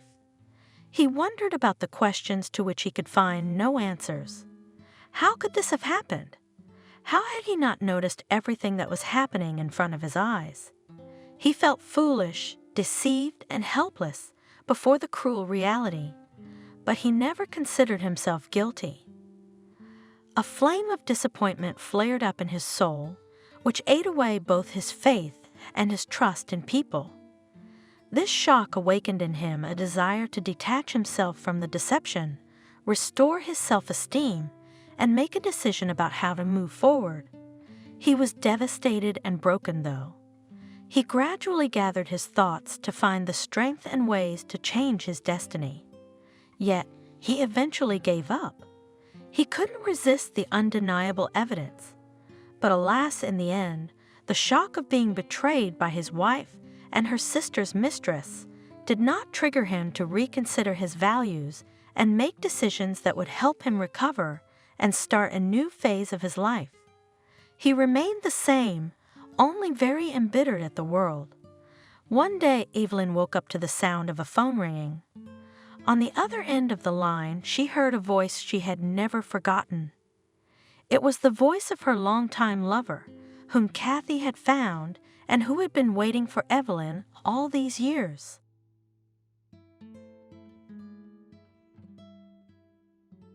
Subscribe and click the bell. A business trip to a neighboring town was very difficult. Cindy, a young pharmacist, was sent to help receive goods. The new pharmacy was about to open, and there was a shortage of manpower. The employees worked from morning until late at night, always on their feet. By the end of the third day in the girl's head, there seemed to be nothing but the names of drugs, dates, expiration dates. Some boss from the regional supplementary. I wanted the opening of the pharmacy was held exactly on the day of the pharmacy worker on May 19. And the fact that it is impossible to process such a huge assortment in a short time, no one cared. Despite the difficulties, the work was finished earlier than planned, and all the business travelers were sent home. What a surprise it will be to the sailor, the girl thought, sitting on the train. He is expecting me on Monday, and I on Sunday. Tired but happy Cindy, anticipating a quick meeting with her lover, she opened the apartment with the key and entered the hallway. Yes, that's it. Do you understand me now? She's such a snake pretending to be, kindly, a stepping stone. But I know they don't hire just anybody at the drugstore, and no one knows what chickens are for us. What do we die of? She loves Mark, but she's afraid to cuddle with him. Not to sit with a man and cuddle. She's always going around, wiping, cleaning. How does she find things to wash 15 times? I only have time to pay the light bill. Even on her day off, she finds something to do. I don't know how to get her out of the house. It's impossible to talk to my son face to face. She's always cooking and learning. She's funny, for God's sake. Her apple pies are all a mess. I eat them. Yeah, I praise them.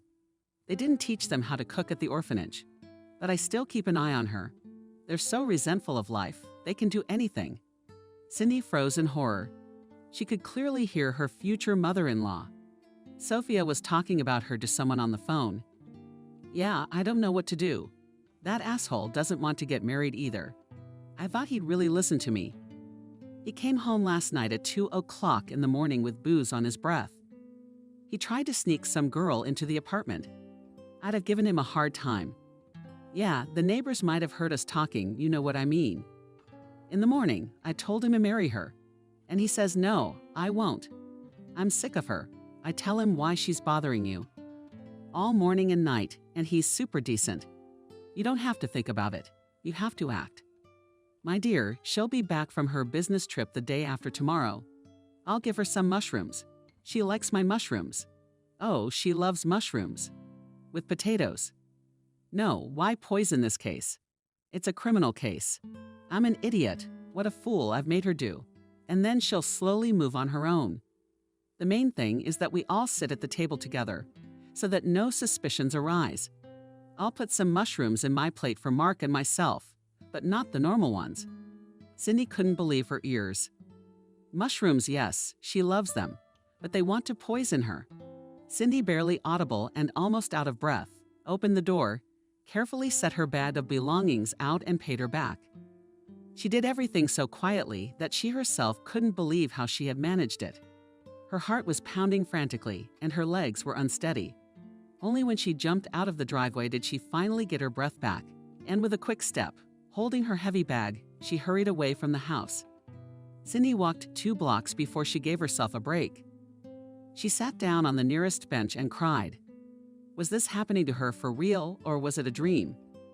Mark tried to bring some girl home, not shy of her mother, and Sophia wants to poison her. For what? For trying to be a good wife and mom from morning till night. Things just don't work out. Is it because the orphanages are afraid that I'll be left without an apartment? I have my own apartment. I moved in with his mom for Mark. He's the one who has to work. I'm not the one who's too lazy to get up early. If you told him you don't like him, you'd have left. How come? Last week he called me his wife, and this week he's dragging women home without remorse. And his mother is so strange. She's talking about marriage, she won't shut her mouth. And now she wants to poison him. But no matter how hard Cindy tried to find an explanation for everything she heard, nothing worked. In their 7 months together, Mark had never once seriously offended or humiliated Cindy. Yes, she had noticed that lately he had been very glum. But a man can't always be positive. He's got a tough job. He's a warehouse laborer for a big retail chain. And anyway, is family life always cloudless? Here the educators always told her to study, work, meet a serious man, be patient, do not have illusions. But these are all general phrases. And what kind of life can be, what should it be, when you meet such a person? No one along the line said. And sometimes Mark's strange behavior she took for granted.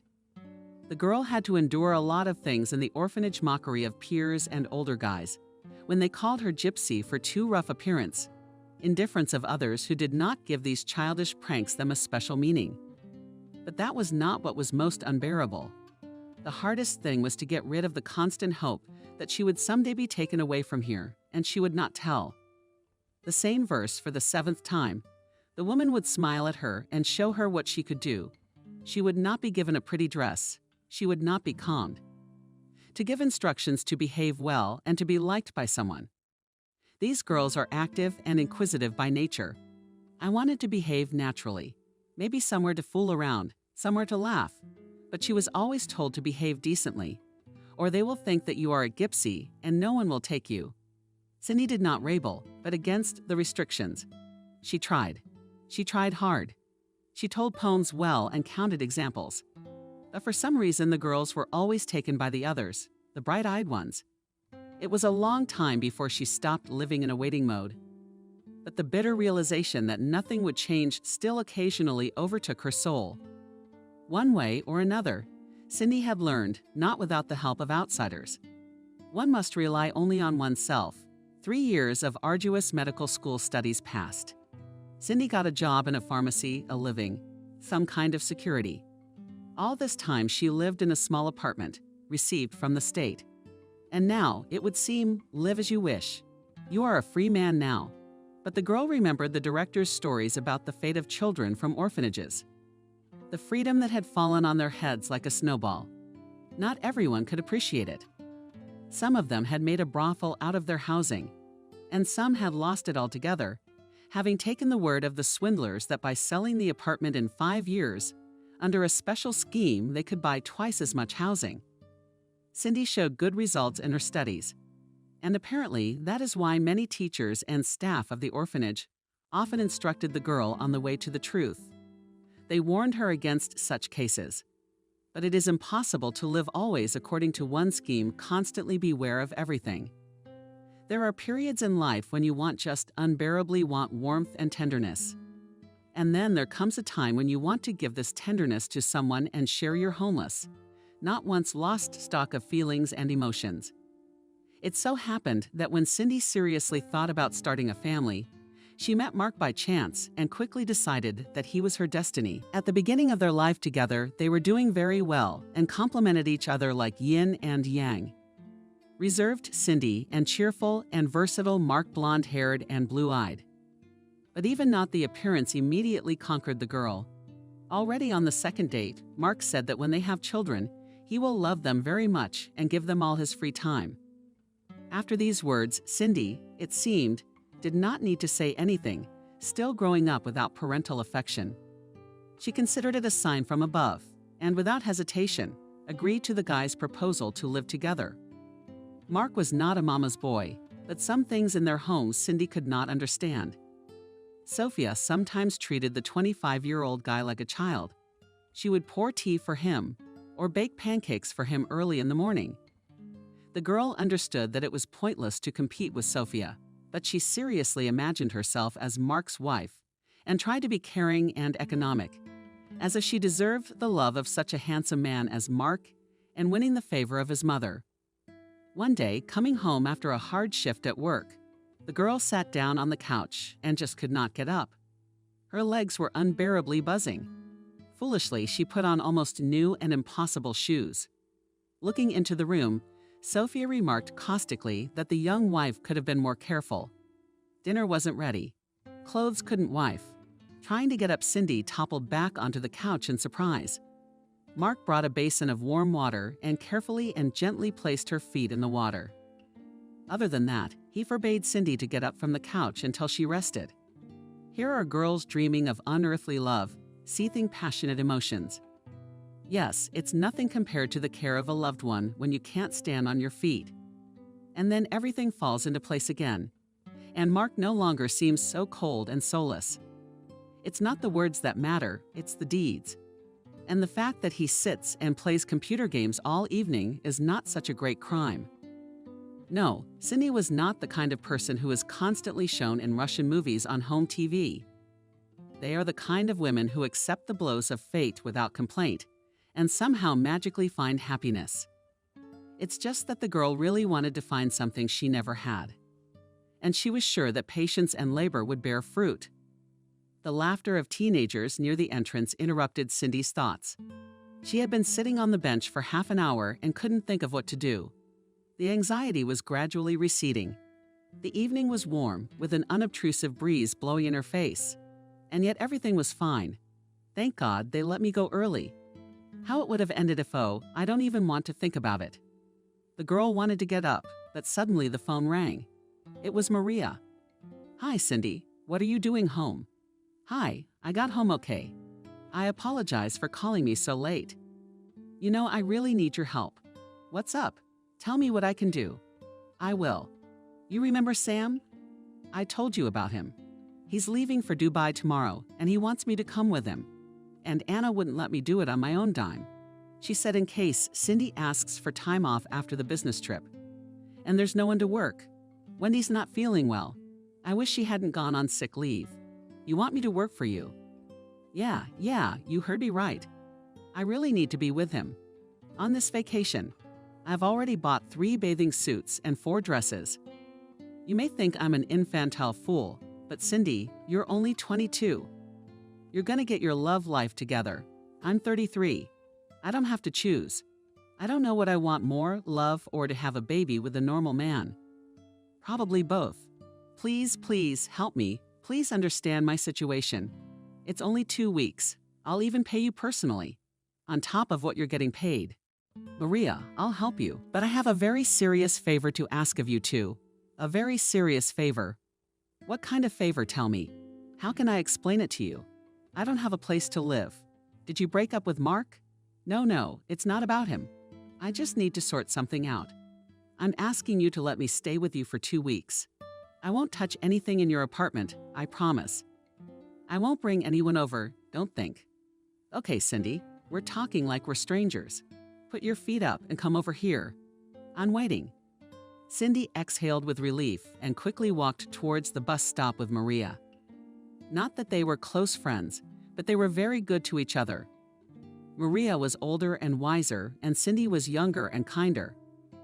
Anna, the pharmacy manager, often put them on the same shift, and just like that, between the colleagues began a friendly relationship. They could not grow into a strong friendship for one reason only. The orphanage past put a stamp of distrust on the girl. And in general, life showed that you should not tell people more about yourself than they need to know. But now Cindy understood, since she had asked to stay with her colleague. She was in for a few revelations. Hi there, what took you so long? Maria met a girl in a beautiful silk robe. Hi. I took the wrong bus. I forgot that the unit turns towards the sewage treatment plant. Well, get undressed.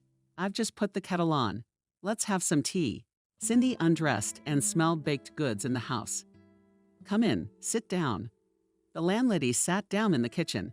Cindy, I know it's not nice of me to pry. But as your senior mentor, I have to know what you're hiding from someone. What if you were being chased by criminals? They tracked you down, they're gonna break into the apartment and kill us, and that's it. Cry my honeymoon nights in Dubai. Cindy laughed for the first time that night. No, Maria, there are no criminals. But I'm only here because a crime could have happened tonight. That the woman almost dropped the candy from his hand. Okay, Maria, calm down, sit down. I'm gonna explain everything to you right now. I just need to know that you're not gonna tell anyone good. No, Cindy, I won't. Anyway, Sophia, Mark's mom, tried to poison me. I mean, literally. I didn't tell anyone I was coming home early, so I thought I'd surprise her. So I did. I walk into the apartment, and with my own ears, I hear her on the phone telling her sister she wants to treat me to some special mushrooms. And she's gonna put some other non-poisonous ones in her plate for Mark and me. Here under the hatch, she has a bunch of sack jars, bunches, mushroom and caviar of all sorts. I don't know why I'm always drawn to mushrooms. I don't usually go for her pickles, but I eat mushrooms all the time. Well, I got that right. You're going to the police tomorrow and report a crime. No, I'm not going anywhere. I'll try to figure it out on my own. Olga, nowadays investigators don't have primitive methods. They can print out a phone conversation and nail the old woman for even intending to poison you. You're right as always. But there's one thing. Sophia, Mark's mom, who I live with. So you want to discount her as a future mother-in-law? And the fact that you could get poisoned and die, that's just a small thing. Cindy, shut up. I'm sorry, Cindy, just no love carrot should obstruct justice. I know from my own life experience, the problem has to be dealt with head-on. What if they don't give you mushrooms, but fried potatoes with rat poison? You like potatoes too, don't you? Cindy sat and stirred with a spoon, having already left the tea. Maria didn't calm down. I'm sorry, of course, that I'm here with my advice. I want to do what's best for you, so that you don't get hurt. Would a normal, loving guy take the side of a mom who's gonna poison his girlfriend? I think he would. Cindy said sadly, there can be many girls, but a mom is one, and he's her only son. Well, of course, if it's a picture son, he'll indulge his mom in everything. He'll make tea off your head and give you a drink, just to be sure. But I think you should understand, friend, people meet each other in trouble. Honestly, when I had you like, a loving husband. We had a great life, we went on vacations, I was young. And you're still pretty. Oh, thank you. So I was young, naive, and thought that they would love me till the grave forever. But then the unexpected happened to me, or rather pregnancy. I suffered, I had an operation, and everything seemed to end well. But then he lost interest in me all at once. I went to all the decent doctors in our city. They wrote me 10 papers that everything was fine, that I'd have kids. And he still looked at me like I was second-rate merchandise. You know the ending. And now, after all this time, I realize it was meant to be. There had to be a moment that set things right. I understand you, Maria, all Cindy. I'm boring you already. I feel at home, whatever you want. Eat whatever you want. Don't bring in the men. Maria laughed contagiously. Come on, just kidding. I know you all, I put you to sleep on the couch. In the morning, they went to the pharmacy to negotiate with the manager about working shifts. Cindy stayed at work, and Maria, having already folded a suitcase of things, went straight to the airport. It was still 6 hours before the flight. At work, Cindy got a call from Mark. The guy was sure that she was now in another city and was already waiting for her to come home tomorrow evening. Feeling jealous and resentful, Cindy thought of asking Mark straight in the forehead what he was doing in her absence. But the instinct of self-preservation prevented the girl from giving herself away.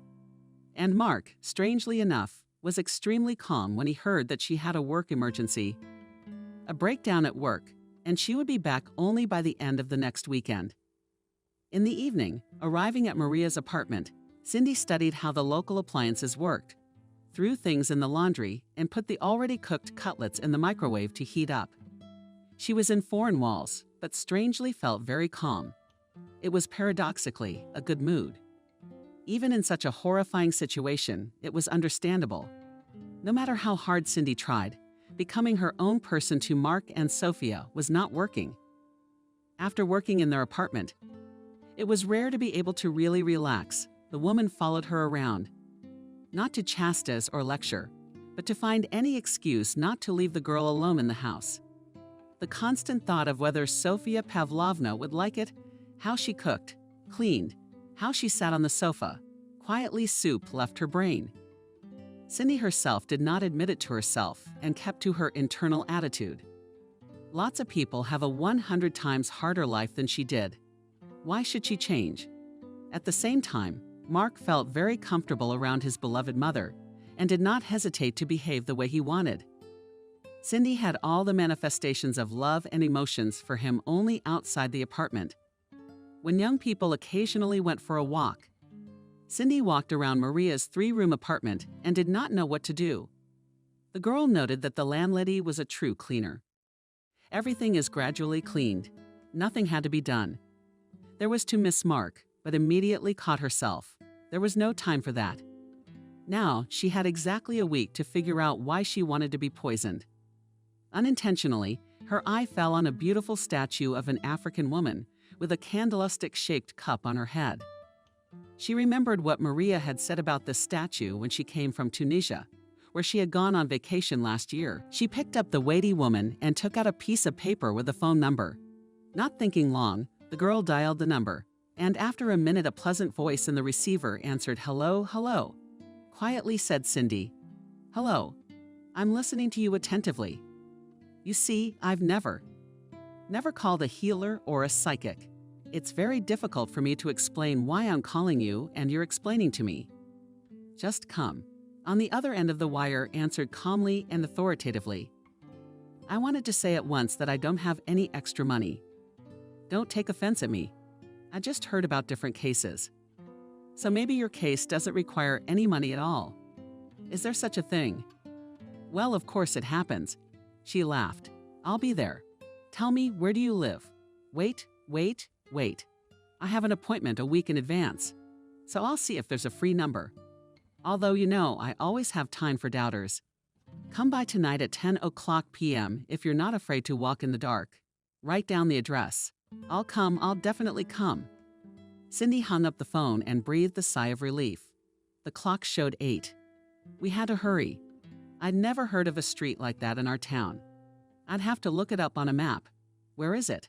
It was exactly 9:45. The girl stood hesitantly outside a large red brick mansion. The mansion near the house was enclosed by a high fence and looked quite intimidating. The streetlights were already on and the house number could be seen without much difficulty. Cindy's heart was pounding hard. Why had she come here? What was behind that fence? What if there are crooks? What under the guise of good fortune tellers, or even worse, pimps? And in general, it is not a good thing to go to all sorts of magicians. Sin of doubt overcame the girl not on a joke. She had already taken a few steps back, but immediately stopped. If I found this piece of paper by accident, it means that it was not just for nothing. Fears, all my life, I'm sick of fears. I can't go on living in ignorance like this, so let someone help me. Cindy confidently pressed the intercom bell. Out of the corner of her eye, Noticing the camera, which was looking directly at her, the weighty iron door of the gate fell away, and the girl saw an elderly man of pleasant appearance in front of her. "Hello, hello, ma'am. Cindy is waiting for you. Follow me." Cindy walked along the paved and large stone path and cautiously looked around. In the courtyard, plants unfamiliar to her were in full green, and from far away came the delicate smell of blossoming apple trees. What a beauty! Probably the one who takes care of such a garden, by definition, cannot be a bad person. The girl's mind flashed. Wait here. The man left Cindy in the spacious hall and left. Before she could look around, a maid came to her and invited her to the nearest room. Cindy sat down on the soft orange couches and began to look around the room. It was all too modern. No heavy parterres, bulky furniture, or dangling chandeliers. Lush orange curtains to match the color of the sofa and chairs. Chocolate-colored walls, glass coffee table. It was the first time Cindy had seen such a trendy interior. But she was especially struck by the crystal vase with oranges and tangerines on the low wooden side table between the armchairs. "Would you like an orange?" The voice of a woman in a silk robe seemed to come out of nowhere. "Ah, hello, I'm just very pretty here. I've never seen everything color-coded like this, even the fruit." Cindy sunk her gaze to the floor. "Yes, my late husband loved to snack on chocolate, cognac. But the chocolate had to have a citrus note." The woman looked at the girl with a smile, and without embarrassment, it was so. "I have not forgotten the purpose of your visit. My name is Betty, by the way." "No, I'm not embarrassed. It's just that Cindy gave me a look. You were expecting a little different decor." Yeah, crystal ball, candles, all kinds of magical paraphernalia." The woman paced back and forth, and her chocolate robe fluttered with every movement of her hostess. "No, I don't need this to tell a man what he needs. I just need to hear him and look him in the eye." Cindy took the statue by the waist to get a better look. Suddenly, a small rolled-up piece of paper fell from under the statuette. Cindy bent over to pick it up and unfolded it. On the piece of paper was written a phone number and the phrase, "Betty will solve any problems." Oh, how trivial. Cindy Betty didn't hold back. "Will solve your problems and get rid of the extra money. It's a miracle. That's what I'm talking about." The girl shoved the paper back under the statue and went out onto the balcony. The balcony was not behind glass, and the view from the 12th floor was amazing. No high-rise buildings, window to window, only space and freedom. A large, cozy yard with garages and a playground smoothly flowed into the park.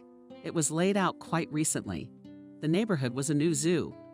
After all, the bank of the river was changing, and on the opposite bank darker, whether not yet inhabited new buildings with rare lights of windows, a little bit to sink. Cindy decided to go to bed, no matter how hard she tried. The plan to figure out the strange circumstances in her head was still not coming together. The next day at work went as usual. Customer service and slanted glances, the head of the office. On the contrary, it seems that a pharmacist is free to work as he wants. In fact, trade is trade. And in the next yard opened a pharmacy, a competitor.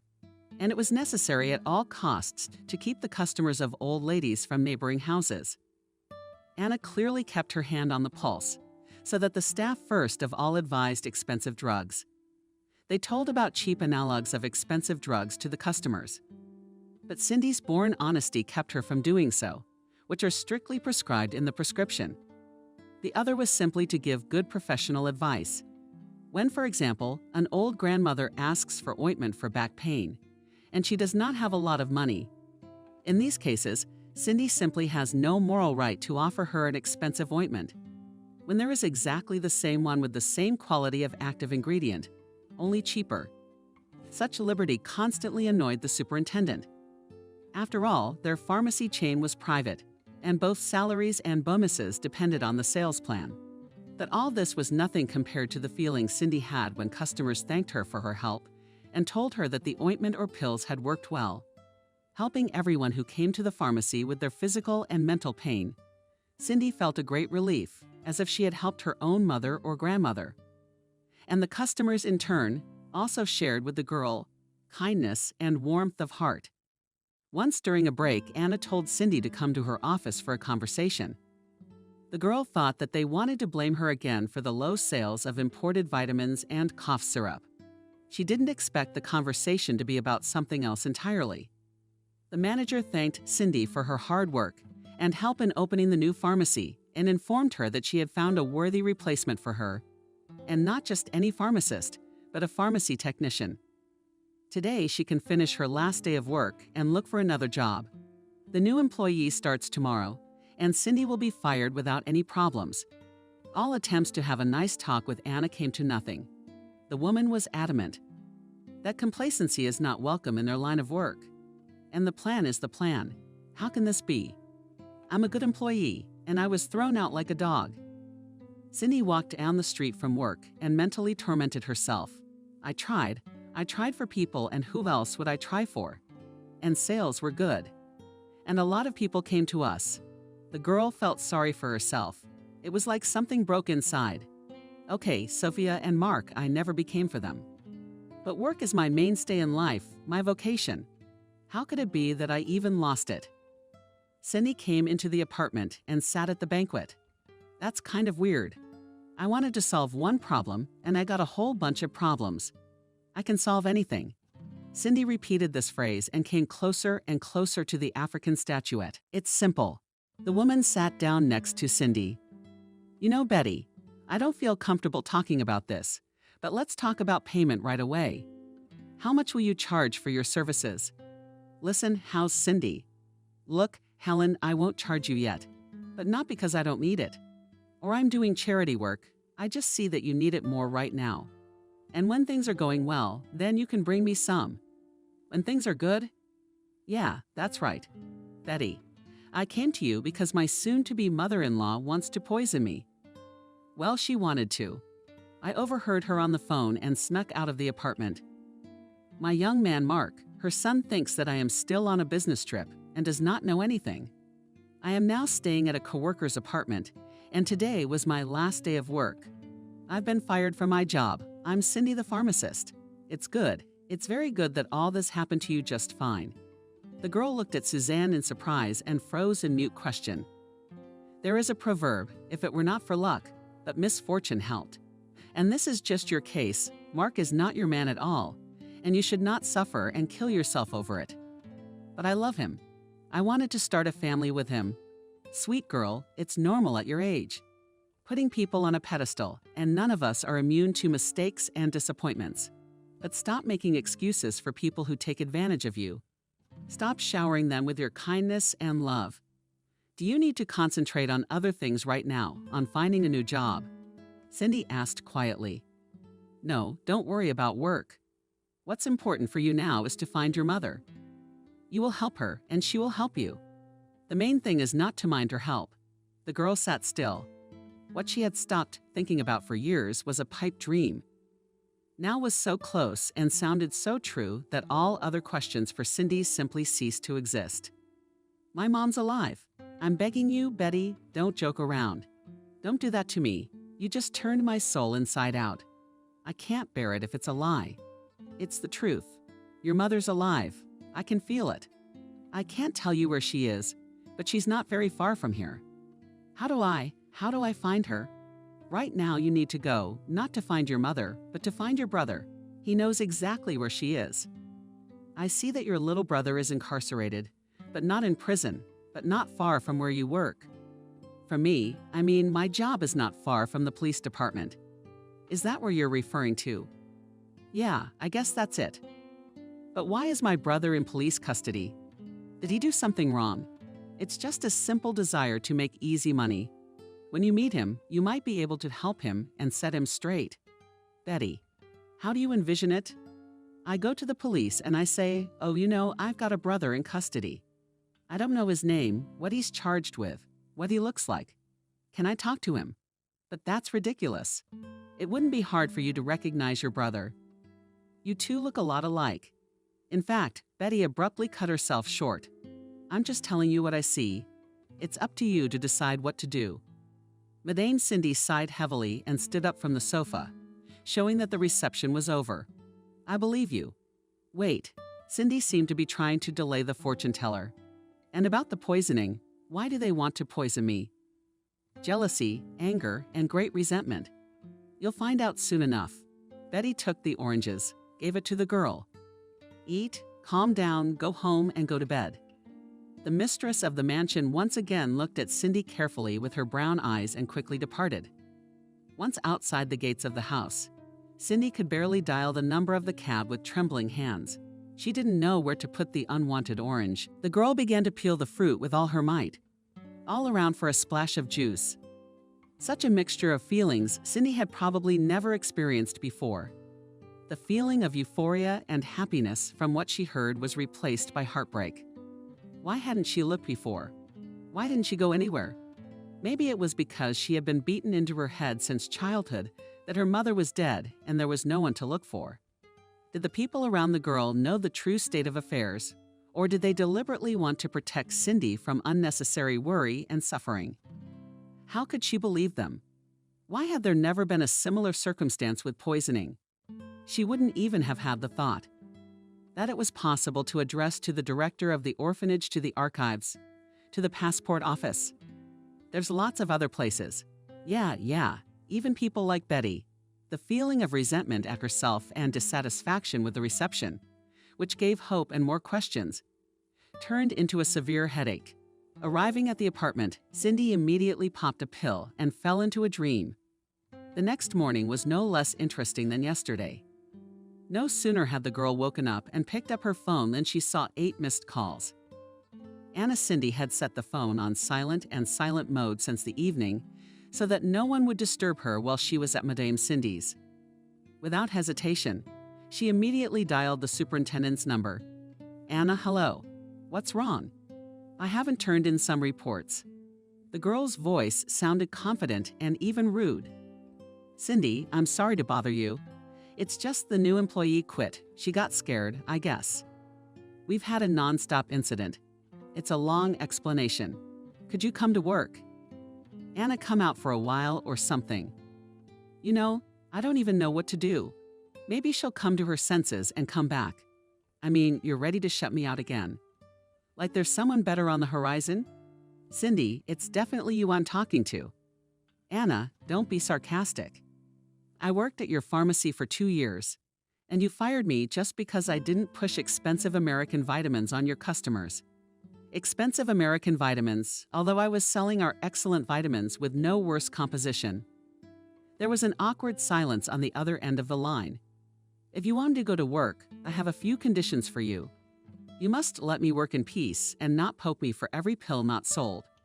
And the second is that I get the same bonus as the other employees. I get the most customers on my shifts.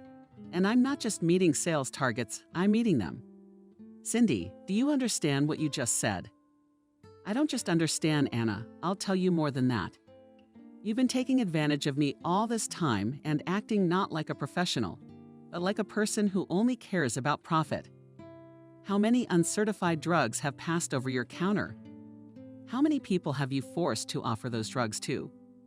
And if any of them got hurt, Cindy, the voice of the superintendent, a hustler, come to work today. I'll agree to your terms. Take it easy. Everything will be fine. Anna, I've already got some important things planned for today. But tomorrow, I'll be able to go on the second shift. Would you be so kind as to have the paperwork done by the time I get there so I can get to work right away? Okay, Cindy. We'll be waiting for you. Cindy put the cell phone on the nightstand and sat on the bed dumbfounded by her boldness and non-toxicity. So that's how it works, not being nice to everyone all the time. Maybe Betty is right about swinging her kindness at everyone, though I won't jump to conclusions. My restraint has at least saved my life. But being braver is definitely something to be brave about. An hour later, Cindy was at the police station near the pharmacy where she worked. "Hello." Cindy walked up to the front desk window and leaned in. "I'm sorry, my request will seem very strange to you, but I've been told that I have a relative detained here. A young guy, I don't know his name, but he looks a lot like me." The officer on duty looked at Cindy with undisguised suspicion and asked for a passport. "Here you are." The girl quickly handed over the documents. The policeman approached a second officer sitting nearby. They both looked at Cindy carefully, then at her passport and looked at each other. Wait a few minutes, sit down over there, said the officer on duty and started to call someone on the phone. 5 minutes later, a man with 5 stars on his epaulettes approached Cindy. Hello, you're Cindy. Hello, yes. I'm senior investigator of the investigation department of the police department, Police Captain David. I was given your request to see a detainee, allegedly your brother. I'd like to tell you that it's not possible at the moment. We can't let you see him because you don't have proof of kinship, and only relatives or lawyers are allowed to visit. But how is it? What is he accused of that I can't talk to him? I'm sure he's my little brother, and he's innocent. But I can't prove our relationship right now because I just found out yesterday that I have a brother. Tell me, where do you work at this time? What is your marital status and where do you live? Why do you think this young man is your brother? I worked for 2 years in a pharmacy just around the corner here. Cindy pointed to the right. I live with a young man and his mom. Yesterday I was fired from my job, and today I got a call asking me to come back. Why were you fired? I think I was fired because I didn't want to force people to buy unnecessary drugs. I'm on good terms with my coworkers, and they can back me up on that. I see. Your supervisor and your roommate can corroborate these facts? Yes, of course. Of course, they can confirm everything. Tell me what my brother is charged with. Your so-called brother is charged with illegally forging a prescription for a serious psychotropic drug. In this case, it was a powerful antidepressant. It happened at your pharmacy. The new employee who just started yesterday was very professional. She told this young man that the medication had just arrived and that he needed to be in the pharmacy for 10 to 15 minutes so that he could buy it back, while the guy was waiting and our officers managed to drive up to the pharmacy and detain him. I'm gonna ask you straight out. You assisted your brother in this matter. Me what? Yes. How could you think I would go against the law? I'm well aware of the risks involved in such things. In fact, if I wanted, as you say, to help my brother, would I send him to a woman I didn't know to set him up like that? Would I take the time to serve him myself and not call the police? Well, I don't know. Maybe you could have helped your brother if you hadn't been so hastily fired. And besides, you have cameras in your pharmacy. You'd be exposing yourself and shining a light on your own. And who knows? What if you provoked your own termination? I didn't help my brother. I have no reason to lie to you. You sounded insistent and firm. Yes, we have cameras, but every such medication is recorded in a special log, and the pharmacy staff takes the prescription. According to our records, you can easily trace when and to whom we sold narcotic and psychotropic drugs. And I didn't provoke the manager. My coworkers can attest to that. I asked to be kept on the job. Wait, Cindy, I hear you. I've already got our CID operatives checking all the information we have. You've told me enough. Now I have to go. I've got a lot to do. David, wait, please. You think I'm stupid enough to go to the police and turn myself in? That I have nothing to do but make myself suspicious? For the sake of meeting some unknown guy? Well, tell me, what reason would I have to do all that? Cindy, I may be a little older than you, but I don't look like a fool. Maybe it wasn't your brother at all, but your boyfriend, who you decided to take revenge on, and then you came to your senses. But how can you come to the department and say I think you have my brother in custody? It's not his fault, and it's not my fault either. But you don't know your brother's name or what he looks like. And on top of that, your brother's friend tried to buy a serious drug by false prescription from the pharmacy where you work. And somehow the new employee who called us quits after only 1 day on the job. And that's how you're doing. They're hiring you back today. Don't mess with my head. You're both accomplices and suspects. Wait, David. I can't prove my innocence, but listen to me for 1 minute. Please.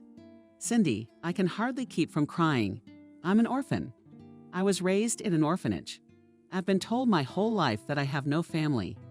And then, by chance, I ended up with a woman. She's a psychic, and she was the one who told me where I should go. You mean you? Of course, this all seems silly to you. But believe me, desperate people can go to such experts. Betty, that's her name. She can confirm what I said. She said her brother would inform me about the mother. The investigator stared intently at Cindy and guided her with glances.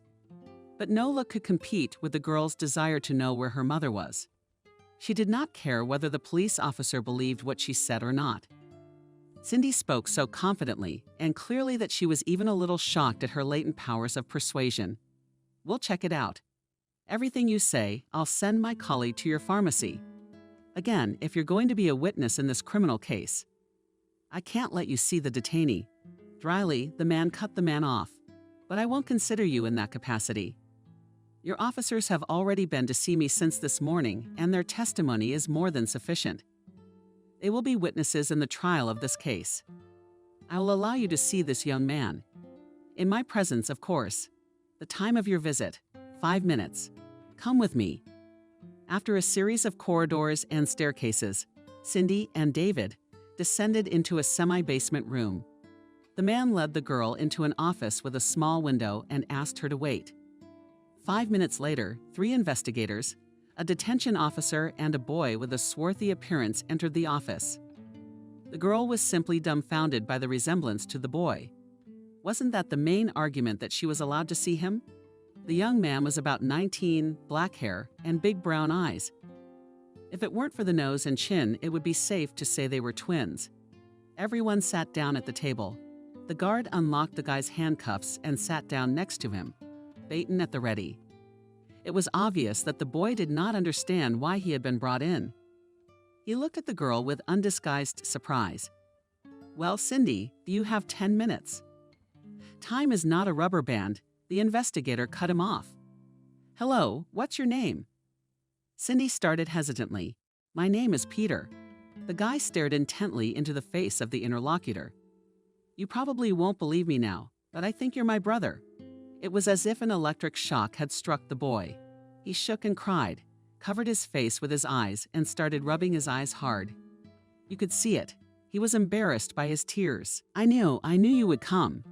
The young man wanted to hold out his hands to the girl, but hesitated, catching David's stern gaze. That's how it is. Cindy herself could hardly hold back her tears. "Peter, tell me what happened to you. Where's your mom?" She's alive. Our mom is alive, and she's very sick." "No, she's not lying down. She can walk, she can eat, she can drink, but she is. She's mentally ill. She told me about you. You made her sick. Why? Because of me? Because she put you in an orphanage. She was always regretting it and crying. And now she feels so bad. She used to dream about you a lot, and she kept saying you were in danger. That's what she used to say. I wanted to take these pills for her. I already told you here." The guy looked at the investigator sideways.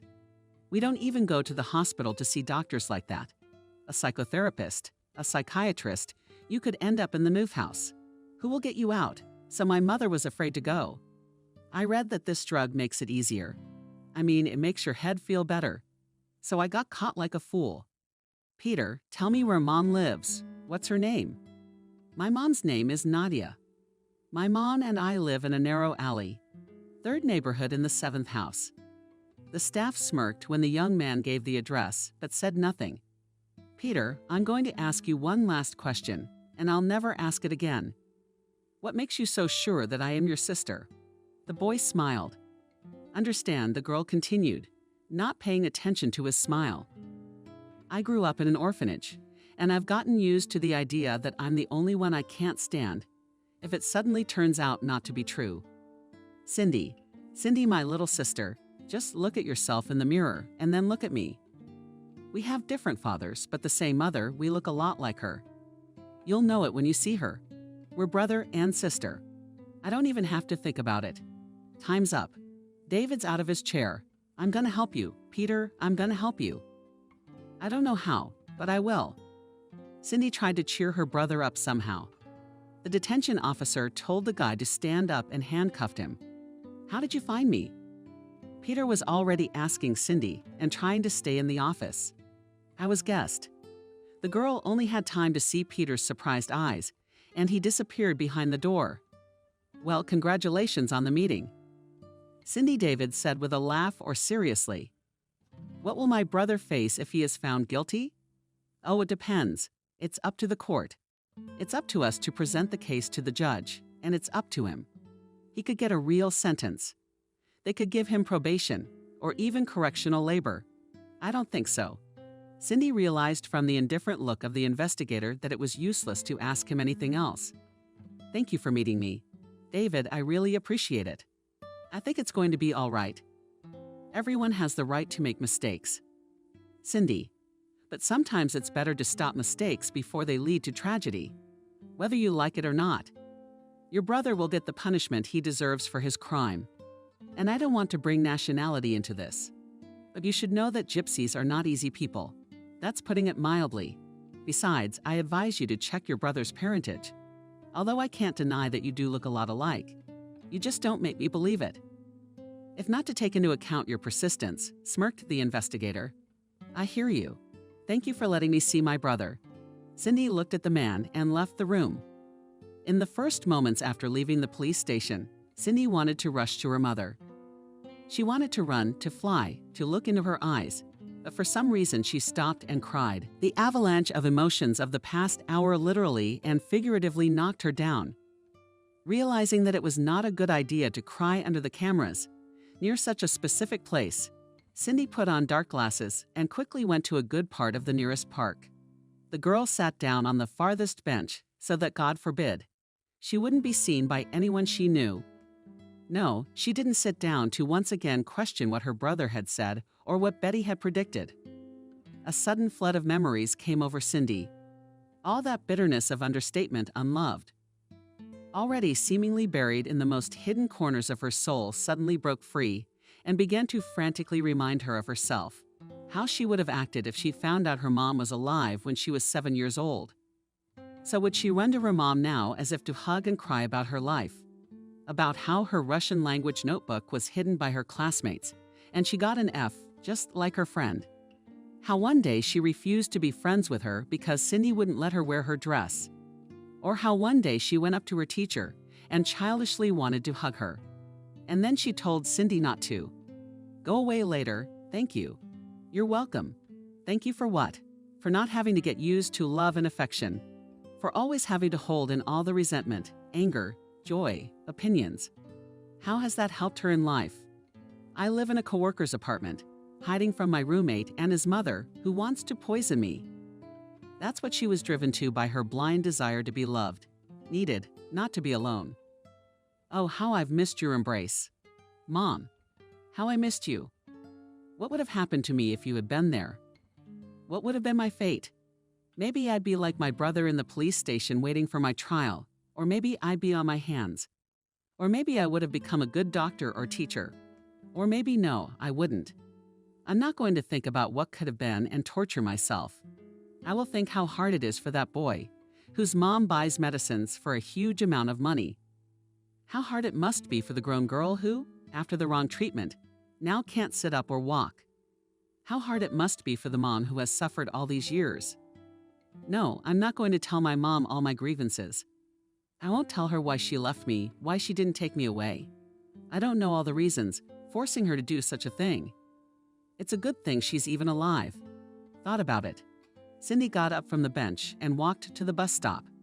The neighborhood Peter had named for her was completely unfamiliar to the girl. But she knew from the staff that many gypsies lived there. Paradoxically, despite her own almost gypsy appearance, Cindy did not even closely identify herself with these people. Nor, indeed, had she ever encountered them. Moreover, she unconsciously tried to prove to others that there was nothing gypsy about her. She dressed modestly and discreetly, often tucked in her curls, never had any conflicts with anyone. Yeah, and she had such a serious job. All this left no one even a chance to think that the girl could be of gypsy roots. Finally, reaching the right place, Cindy saw almost exactly what I expected to see. A small wooden house, once solid, but seriously touched by time. It was enclosed by a high iron fence. The girl pushed the wicket door, but it was locked. She knocked. Once, twice, a third time. No one came out, and just as she was about to get worried, she heard a voice behind her. Who do you want? Cindy turned around and saw a woman about 40, 45 years old. I need to see my mom Vanessa. The woman's face changed and she stood stiffly. Cindy's daughter. Cindy looked at her mother and could not believe what was happening. This is still a very young and beautiful woman. Mom, hi, it's me. A woman ran up to Cindy and hugged her. Cindy, my darling daughter, how beautiful you have grown. The woman gently stroked Cindy's face with her hand. Forgive me for putting you in someone else's hands. I'm sorry. A flood of tears gushed from the girl's eyes. But they were not tears of sadness or resentment, as they had been on the bench. They were tears of joy, happiness, the realization that here she is, her mother, her own native, albeit such a stranger. Mom, how glad I am that I found you. How I missed you all these years. Daughter, I'm sorry. Mom, I'm not offended. The main thing is that we met. The main thing is that I found you in a hug. They went into the house. Vanessa began to manage and all apologized for the mess, then put the kettle on the stove, then tried to find something for tea. Cindy could see how worried her mother was, how embarrassed she was in front of her for not having anything for tea, and the house not quite cleaned up. The girl took her hands and held them close to her. Don't worry, Mom, don't worry. Vanessa guiltily lowered her eyes and again began to repeat, sorry, daughter. When they finally sat down at the table, Vanessa calmed down a little and said, Cindy, I felt you would find me. I believed that you and I would meet soon, but I felt something else. I didn't want to tell you this right now, but I won't rest. If I don't tell you, someone wants to hurt you very badly. The person who lives next to you hates you. Tell me, my daughter, who do you live with now? The girl told her mother about herself, about Mark, about her work, about her life in the local orphanage. Cindy did not tell her about any childhood offenses or the fact that Sophia wanted to poison her. She remembered what Peter had said about her mother being in a lot of pain over the past few years. If she needed such strong antidepressants, she didn't want to get into tears and explanations about it. Now it was necessary to think how to help Peter.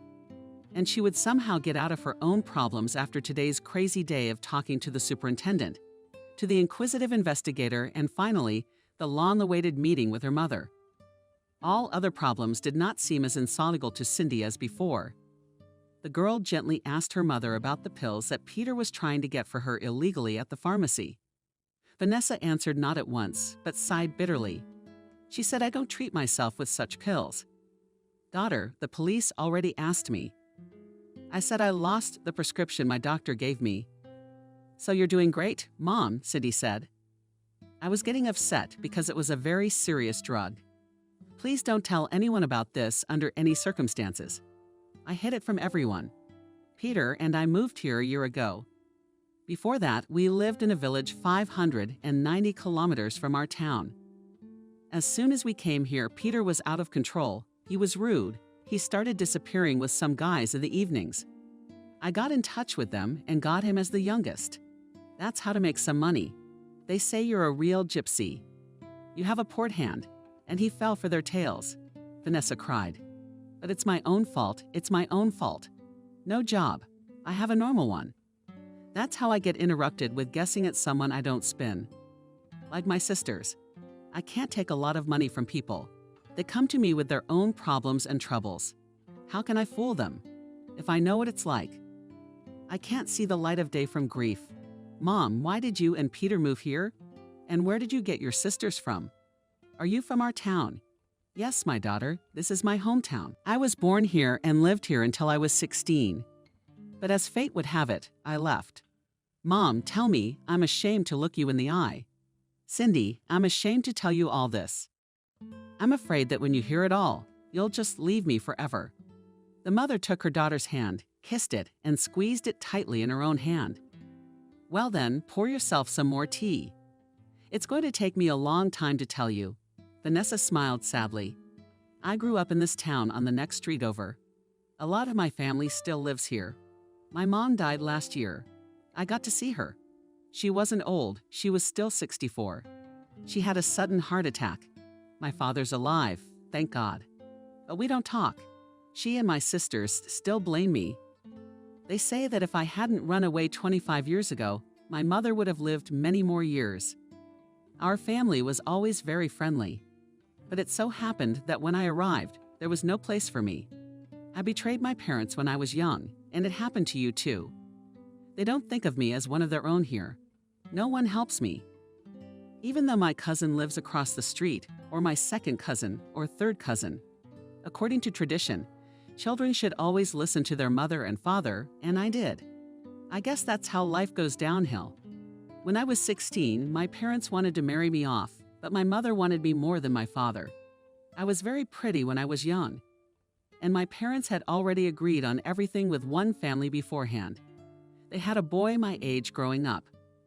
My sisters had been asked to marry me before, but my father felt sorry for me for some reason. He said I'd have time. With such a beautiful family life. So I lived like that in my parents' house because I did little by little. I was often with my sister's children, but my mother couldn't calm down. Since I'm not in the house yet, she said to my father that with such beauty, how could anyone deprive me of my honor before my time? I'll never be able to wash away the shame. We started preparing for the wedding. I had to get a dowry. I didn't like my future groom Yakov. I saw him sneaking around with my sisters when he was helping my father build a house. But you can't contradict your parents. I even accepted everything already. And then I met your father. We'd never have met him if I hadn't been asked by an aunt at the market to help her. Her daughter had just had a baby, and they were selling together. And Kelly was the aunt's name. She talked my parents into letting me help her. Not for free, of course, but for money. Said I needed to get my hand in the trade. I didn't know how to steal or guard anything by the time I was 16. I was standing on one row, and the aunt around the corner threw the third strings, as a customer something to choose. I called her right away, and he was already paying her back. Your Alex's father was a loader at the same market. That's how we met. We talked and talked. We agreed that we fell in love with each other. He was a handsome guy, strong, tall. I liked him right away. And the fact that he was irresponsible, as it turned out later, I didn't care about that. How do you know I was? I met mine. And my aunt was watching me closely.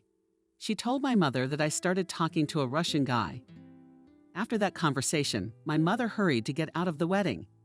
How then I wake up in the morning, and she said to me, well, on the bargaining as if not trading anything. Today is your last day of work. I found a replacement for my sister. I didn't think that the love between me and Alex would flare up so much that I'd lose my head. That I obeyed my family. On the last day of work, I told him I'm not going to trade, I'll stay at home. And in 2 weeks, I'll get married. He was very upset. He was not himself. An hour later, he comes up to me and says, let's run. My grandmother lives in the village. She'll take us in. I'll get a job there. As soon as I heard that, I refused. And he told me you'll regret it all your life. You'll live with someone you don't love, shedding tears. It'll be too late. It's like an electric shock. I think that not only will I live like that, I'll have children from a man I don't love or worse, like my sister. Her husband consumes her at home, and she puts up with it. Where to go? Married with 2 children. That's how we decided. Alex and I are going to run away. I packed some things at home. I hid my bag at night behind the fence. And I told my mother that I went to my aunt to get some fabric. She promised me something for the wedding. I crossed 2 streets with the bag, and Alex was waiting for me there. We ran to the station and took the train. They didn't require passports back then. That's how we ended up in the village. And then Cindy, a little audibly, asked her mother, who did not seem to want to tell a continuation of the story. And then we came to the village. This settled at his grandmother Nina. Alex's grandmother was on his father's side. He hadn't seen much of her in his life. She seemed happy at first, but when she found out that I was a real gypsy, and that Alex had taken me away like that, she began to lament that we wouldn't have a life without parental blessing. Her son Alex's father George, that's pretty much what he did when he was 18, joined the army, and just before he was discharged, he got married. His mother got mad at him, and he left with his young wife here in our town. Had he known that his own son would do the same in 20 years? Only George didn't abandon his children. Vanessa wiped them with a handkerchief. He brought up his own tears. And Alex told his grandmother, then I overheard it, that he never thought of running away. Yes, his mother gave him conditions. She said, live with whoever you want, but not with a gypsy. That's how it turned out that we had no life. Everything seemed to go well at first, but Alex got a job. I helped my grandmother with the household. But she was getting meaner and meaner every day, even though she seemed nice. And when I got pregnant, she started eating me up. I cried a lot for my parents. I missed my relatives. But how can you go back? You heard your parents from a Russian guy? I got pregnant before the wedding. My blood pressure started to rise for the first time in my life, and other ailments came out. Although I've always been healthy, Alex was getting darker and darker. He wouldn't even hug me during the last few months. He'd go out on the porch and smoke and smoke. He didn't get enough money at work. The boss said, you're not from here. I only pay well to locals, and you were content with what you had. And it's a hard job carrying sacks. I asked Alex, why don't we go back to town and live somehow?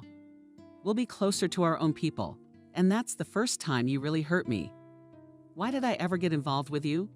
I didn't listen to my parents. If my mother and father had taken you in as a gypsy, would I be wandering around like this? You're not even my child. Who knows if you've been fooling around? While I was dealing. When he said those words, it cut me to the heart. I cried and excused myself. But your father changed forever from that day on. Nina urged me to go home, and I told her they wouldn't take me back. I'll live alone with my child, and I'll be known as a whore. So she couldn't persuade me. Then she went to the hospital, to the maternity hospital, negotiated for me to be admitted without documents, and negotiated some other things. But she didn't tell me anything before the birth, apparently on purpose, so that I'd give birth to a big baby and not do anything to myself before the birth. She packed some stuff for me. 3 diapers Alex didn't give me. I gave birth to you in February. I gave birth hard. Vanessa lowered her eyes. The doctors shouted push. But I have no strength. 50 kilograms of weight with you. The nurses are mad as dogs, they say. Say thank you. Why are we even helping you? You have no papers, no conscience, and all I do is cry. I think I'd like to give birth to a healthy baby. That's how you, my daughter, appeared at 7:00 a.m. And I have no family, no documents. What should I do? I gave birth to you on February 16. We didn't have cell phones back then. We had regular ones. I call Nina, and no one at home answers the phone. I wanted Alex to tell them you were born. You were so quiet at first, but on the second day you started screaming.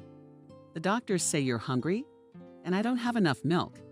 And what kind of milk can you get from such a disorder? 2 days later, I'm discharged, and I haven't heard from anyone. How do I get home? I don't know. I went to the nurse. I told her you know my mother-in-law, Nina. She worked at your hospital until she retired. Tell her I gave birth to a baby girl and I can go home now. And this woman stood in front of me and said loudly, did you come down from the moon or not? I don't need you. No, I don't need you. I cried and told her, why does she say such things to me? I gave birth to such a beautiful girl. You, when were you born? Her eyes weren't brown. They were blue and your hair was light brown. I even thought you looked like your father the first time I saw you. And the nurse says to me, didn't Alex tell you that he's going home to his parents? And Nina, don't call anyone mother-in-law anymore. You're her and no one can call you anything. And you've done magic on a young boy and you think it's all in the bag. Stay in your room and keep your head down. I rushed into the room, put you on the bed, kissed you, and jumped up on the windowsill. You wanted to throw yourself out of the window. A nice woman grabbed me by the legs. She said, where are you going to leave your daughter an orphan? So she stopped me. I didn't jump. It just all came at once and there was no one to help me. I didn't expect Alex to be so mean. I thought he'd see you and everything would work out. And he did this to me. I was lying in the ward crying. And then a woman in a white coat came up to me, a nice woman. And she talked to me for over an hour, asking me who the child's father was, where I lived, how I got here. I told her everything as it was. And she suggested I put you in an orphanage. Cindy asked quietly. No, my daughter, no. She suggested that I give you to another family, to give you up. Vanessa cried again. I didn't want to, my dear, and I didn't want to leave you like that. But I knew I had nowhere else to go, and I was very afraid of my parents. This woman assured me that you would live in a good family, you would not need anything, everything would be fine. I didn't know you'd end up in an orphanage. God knows I didn't know. Maybe someone did take me into a family. Since you say my hair wasn't black at first and my eyes were dark blue, and then they saw that my genes were taking their toll, that I was black, and they probably gave me to an orphanage right away. Cindy sat up to her mother and hugged her, though who knows what those people had in mind. The woman told me not to look for you. She told me not to hurt your fate. She promised me that you'd be fine, that you'd live somewhere else, that you wouldn't be kicked out, that you'd have a loving family, they would take care of you. That's how I gave you away, hoping that your life would be better than mine. Vanessa covered her face with her hand and was silent. And then how did your fate turn out, Mom? And then what happened? I left the hospital alone without you, without any documents. I came on foot to my grandmother, Alex, and asked her to leave me to live a little, until I found another place to live. She didn't say anything, didn't ask where the kid was. She just didn't say anything. But she made it clear that I could stay with her for a while. I laid there for a week crying. And then I went to the woman at the hospital who talked me into giving you up. I asked her for help. When she saw me, she hissed. She said, "Get out of here so I don't see you again." And I'm Maria. I had nothing to lose. I told her to help me with my job. Or will I come to you every day? She told me to come back tomorrow, as if she'd help me. And the next day, when I came, she took me to a secluded place, and there was a man standing there, a relative of hers. The two of them grabbed me by the scruff of the neck. I thought they'd kill me. They came up at me with such anger, saying, "Don't let your spirit be in the hospital." It told me not to go near the building itself. I was so upset at that moment. I decided to get you back, no matter what. I don't know how I'm gonna live, but I'm gonna get you back. I told them I'd go to the police and tell them everything as it happened. That there's a note about me in the hospital records. And the man laughed in my face and poked me with some cards. He said that he was a police officer himself, and that they would put me in jail in no time. I cried. I said I just wanted to ask for help. Why did you do that? The man shoved money in my fist and said that if he ever saw me near the hospital again, he would put me in jail. I left the building. I was crying. I sat down on a bench. I saw young people having a wedding. I felt so sad, so sick. And I was only 17 years old that day. And my fate is such a worthless fate. I went back to Nina's house, told her everything. I showed her the money and asked her what to do now. She said she'd buy me some linens and bedspreads for cheap, and I'd go out and sell, so no one would bother you. They wouldn't steal anything. He put me near his friend Uncle Nick, who has been fishing and trading at this place for many years. He was 57 years old at the time. He was 67, and that's how I came to live with her, and I cried to you all the time. Yeah, thinking about how to get out of poverty. If it hadn't been for Uncle Nick, would you have been killed somewhere? They threw me out. Times were tough back then. Nina didn't talk to me much about anything. I tried to ask her where Alex was. Does your father live? And she forbade me to even think about him. But I didn't hold a grudge against her, because she taught me a lot about cooking and gardening. I'm very grateful to her for that. I did not socialize with the local gypsies, although one guy looked at me. But I didn't even look at him. He was very handsome and handsome. And what am I? A freeloader. I've got nothing. That's what happened to you. I couldn't just spit and forget so quickly. It's been 2 years. I started to climb out of poverty. I only knew the house and the market. So I lived with Nina. It's getting duller now. And I kept thinking how I could return home. I missed my parents and my sisters a lot. And I didn't just come to visit. I wrote a letter to my cousin about Robin. I was afraid to write to my cousins before my own sisters. Otherwise, the letter would have gotten to my father. And in that letter, I foolishly told him everything. I decided to complain. 2 weeks later, I got the letter. Oh, how I cried.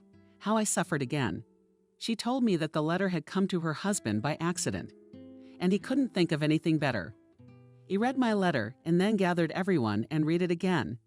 And told me not to set foot in my native land. Since I did such a thing with my child, but I wrote, He took such a step not to shame my parents and sisters, but as an admonition to young people to think with their heads when they want to disobey their elders.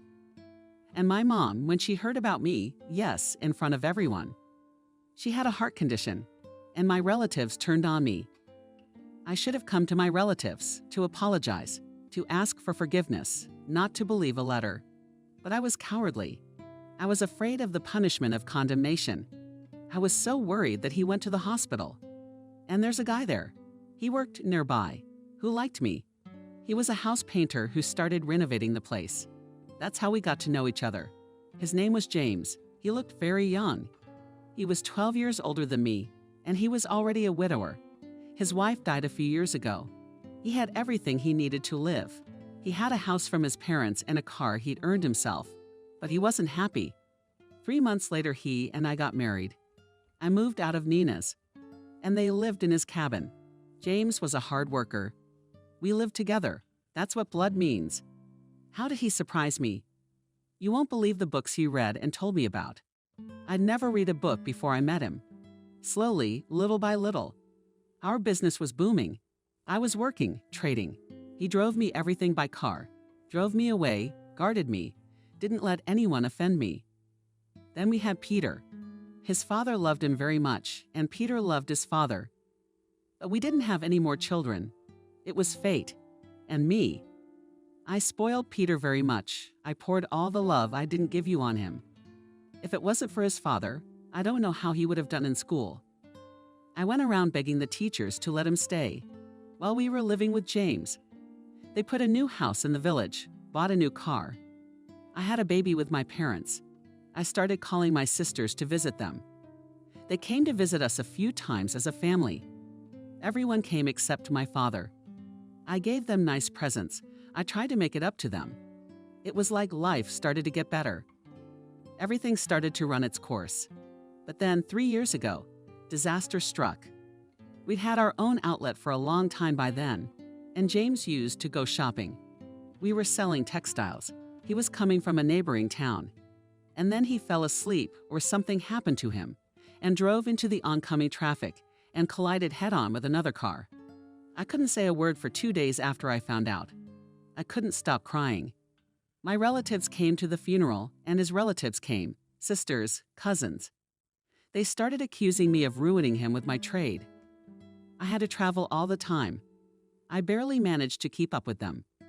Maybe they were jealous that James had made all his property on me, and as he felt, he said, "Let me draw up all the documents for you." That's why his relatives started visiting me. I'd organized the funeral myself. I had to take a big loan at high interest to make everything honorable. Peter couldn't believe his father was gone.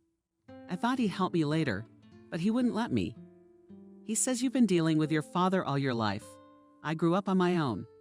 I don't want to mess with your stuff. That's the way it is." After James died, it was a mess. Tax audits started coming in one after another. I couldn't pay them off. And after one, they wanted to put me in jail. Alleged bribery. I sold my car and garage to pay off my debts. Then we started to sell the goods slowly. I could have hired a man to help me. But after all that grief, I just gave up. I didn't want to do anything. I resisted everything. Peter here finished school at 18. He stayed for a second year once, and 2 weeks later, he received a summons to the army. I went to one friend and another. Nobody wants to help. What's the army for him? He's had gastritis since childhood. And he's unprepared. He's neither athletic nor strong. I got up courage. I went to the military officer. I said, "I have one only son. Why are you sending him to the army?" And he told me, "You're not an invalid and you can support yourself. You've got a registered shop. So your son, like all normal guys, is subject to conscription." I think not. I don't want my son to be bullied in the army. But what kind of gypsy is a soldier? I lost you. I didn't want to lose Peter too. I found a man in a neighboring town who could help me. But he asked me for such a large sum of money that I had nowhere to go. Peter, when he heard that I needed so much, he immediately decided to serve. She says, "Don't sell the house, Mom." What am I supposed to do? Why do I need this house without my son? We packed up the house in 2 days. took it to the garage, and sold it in 2 weeks. I lowered the price and hired an agent to help with the paperwork. Sami all this time at a friend lived at home. Everything was resolved in the end from the army. They didn't take Peter. With the money left from our huge house, the only thing we could buy here was this. You can see for yourself, what a dwelling. Vanessa looked around the room. Peter didn't want to leave the village. He blames me now. He says that nothing would have happened to him if we had stayed in our native village. And the fact that I sold my last house to keep him out of the army, he doesn't appreciate it, doesn't understand it. He has no desire to study or work. And his relatives, Mom, they can't help. You communicate with them normally now. My in-laws, my daughter, they don't talk to me much. I called them when I was dealing with the army. They told me they couldn't help me. All our Roma boys are too young to get married. Almost all of them have 2 children by the time they're 18. And I didn't go to them for help. They didn't ask me to come here. I was drawn back to my homeland. I couldn't live in this village anymore, where I experienced so much grief, shed so many tears.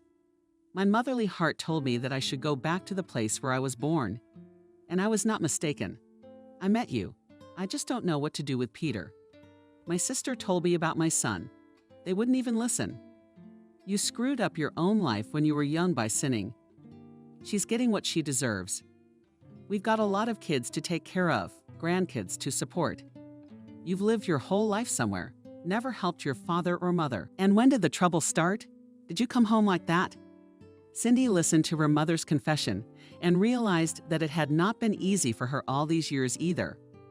It was a small relief for her that she was a gypsy, but she did not talk and behave like the gypsies from the Tabor, and she stayed with her mother for another half an hour. Cindy drove to the apartment where she had lived all the way. The girl was thinking about how to get Peter out. She had some savings, but it probably wouldn't be enough to pay the lawyer's fees in full. And yet she and Mark wanted to. Oh, that sounds weird. She and Mark aren't anymore. They're with Mark. Vanessa's mom told me about where sacrificial love leads. Thank you. No refills. With Mark not calling or texting for 2 days now, we should help our own people and let strangers eat their own mushrooms. But what to do? Run to the bank, apply for a loan, ask someone to borrow money. Of course, my brother was a great handyman. But I won't find another brother like him, and I won't even find my own mother. But it was not only finding her own kin that was the main reason why Cindy was ready to get into credit. She, more than anyone, understood the importance of help in times of need. After all, she had help too. Maria's co-worker let her stay at her place. And Betty, the psychic, didn't take any money at all. And who knows how her fate would have turned out. If she hadn't picked up a beautiful African statue, if she hadn't found herself in a completely foreign apartment.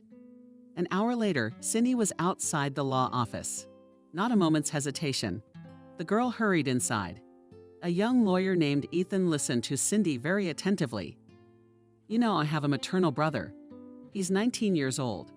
Just a few days ago, he tried to buy some medication at the pharmacy with a fake prescription. It's a serious drug, not narcotic, but it's a kind of powerful antidepressant. That's the brother's name. How to put it, a Roma by nationality lives alone with his mother.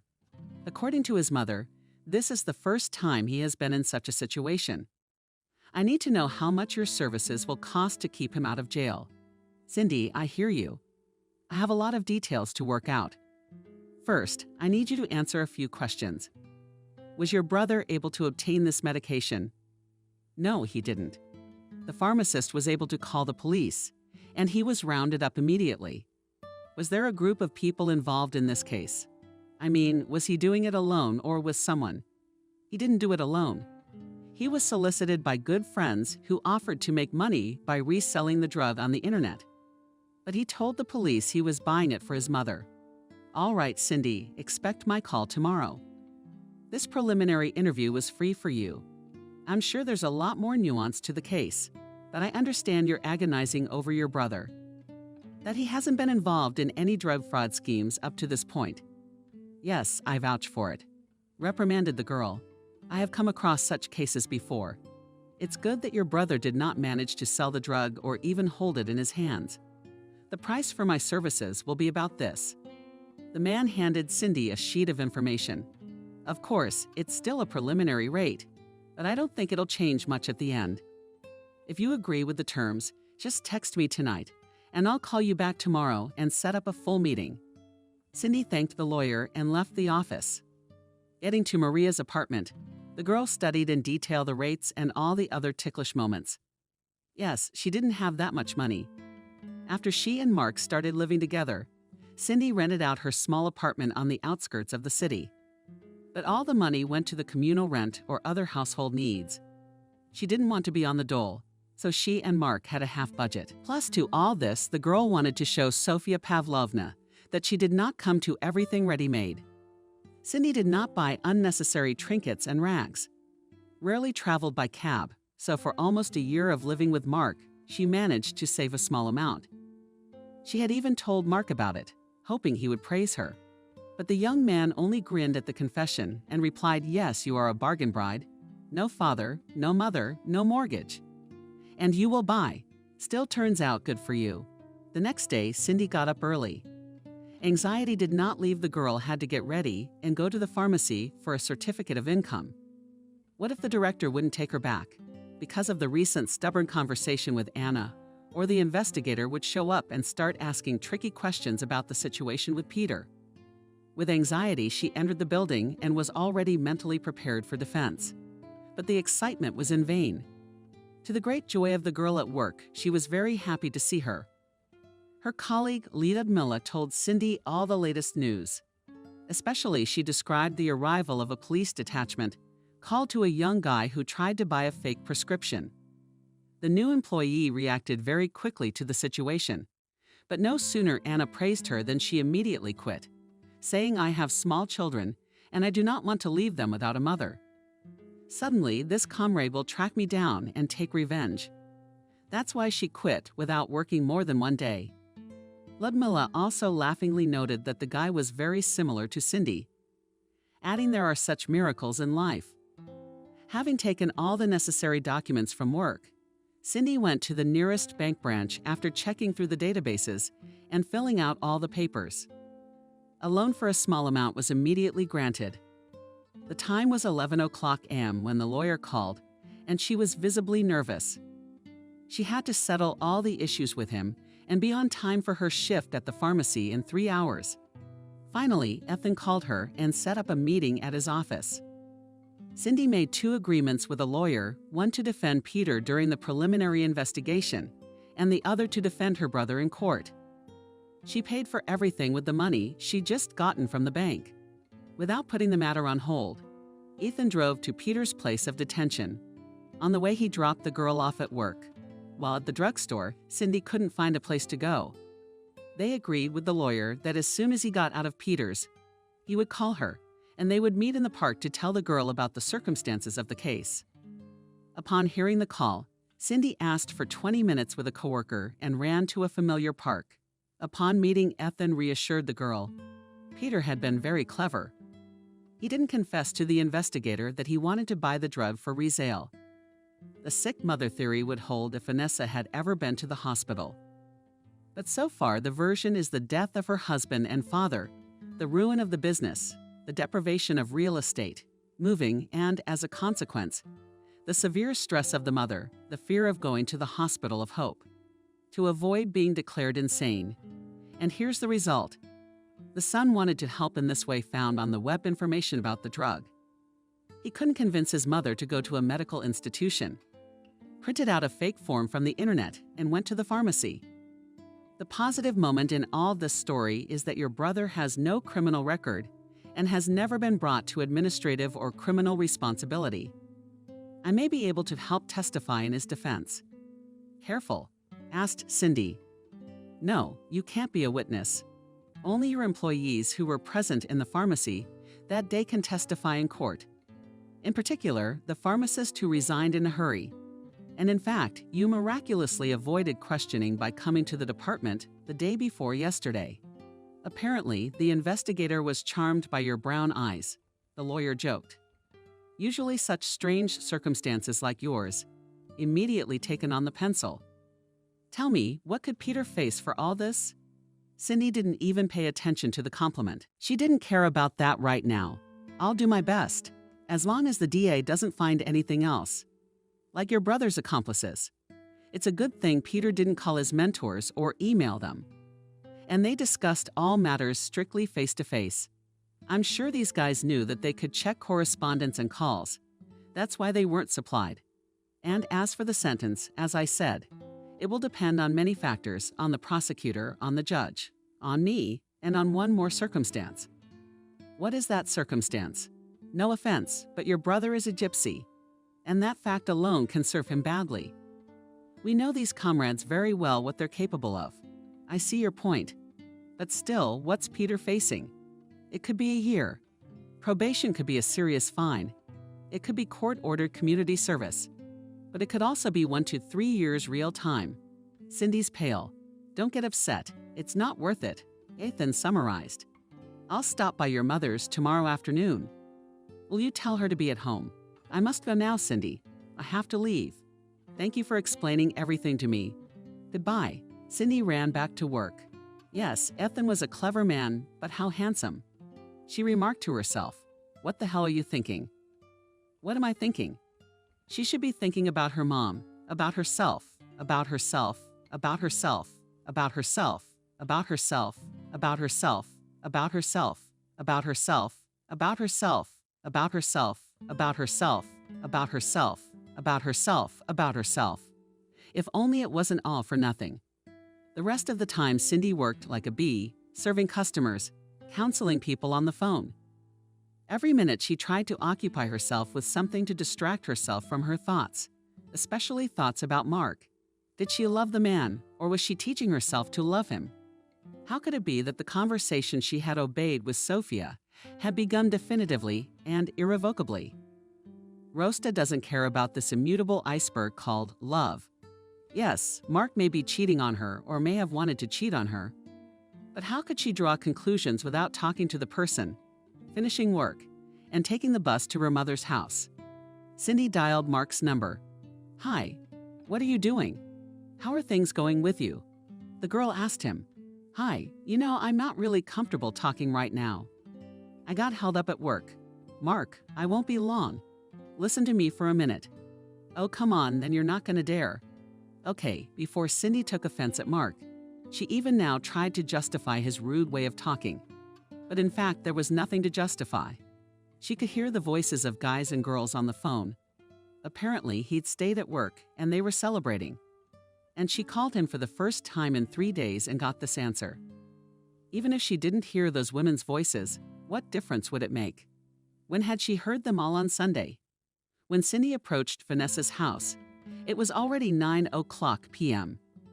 The woman was sitting in the arbor in the fence, going through a basket of seeds. Been waiting a long time for me? Asked Cindy's mom. Yes, I've been waiting all my days.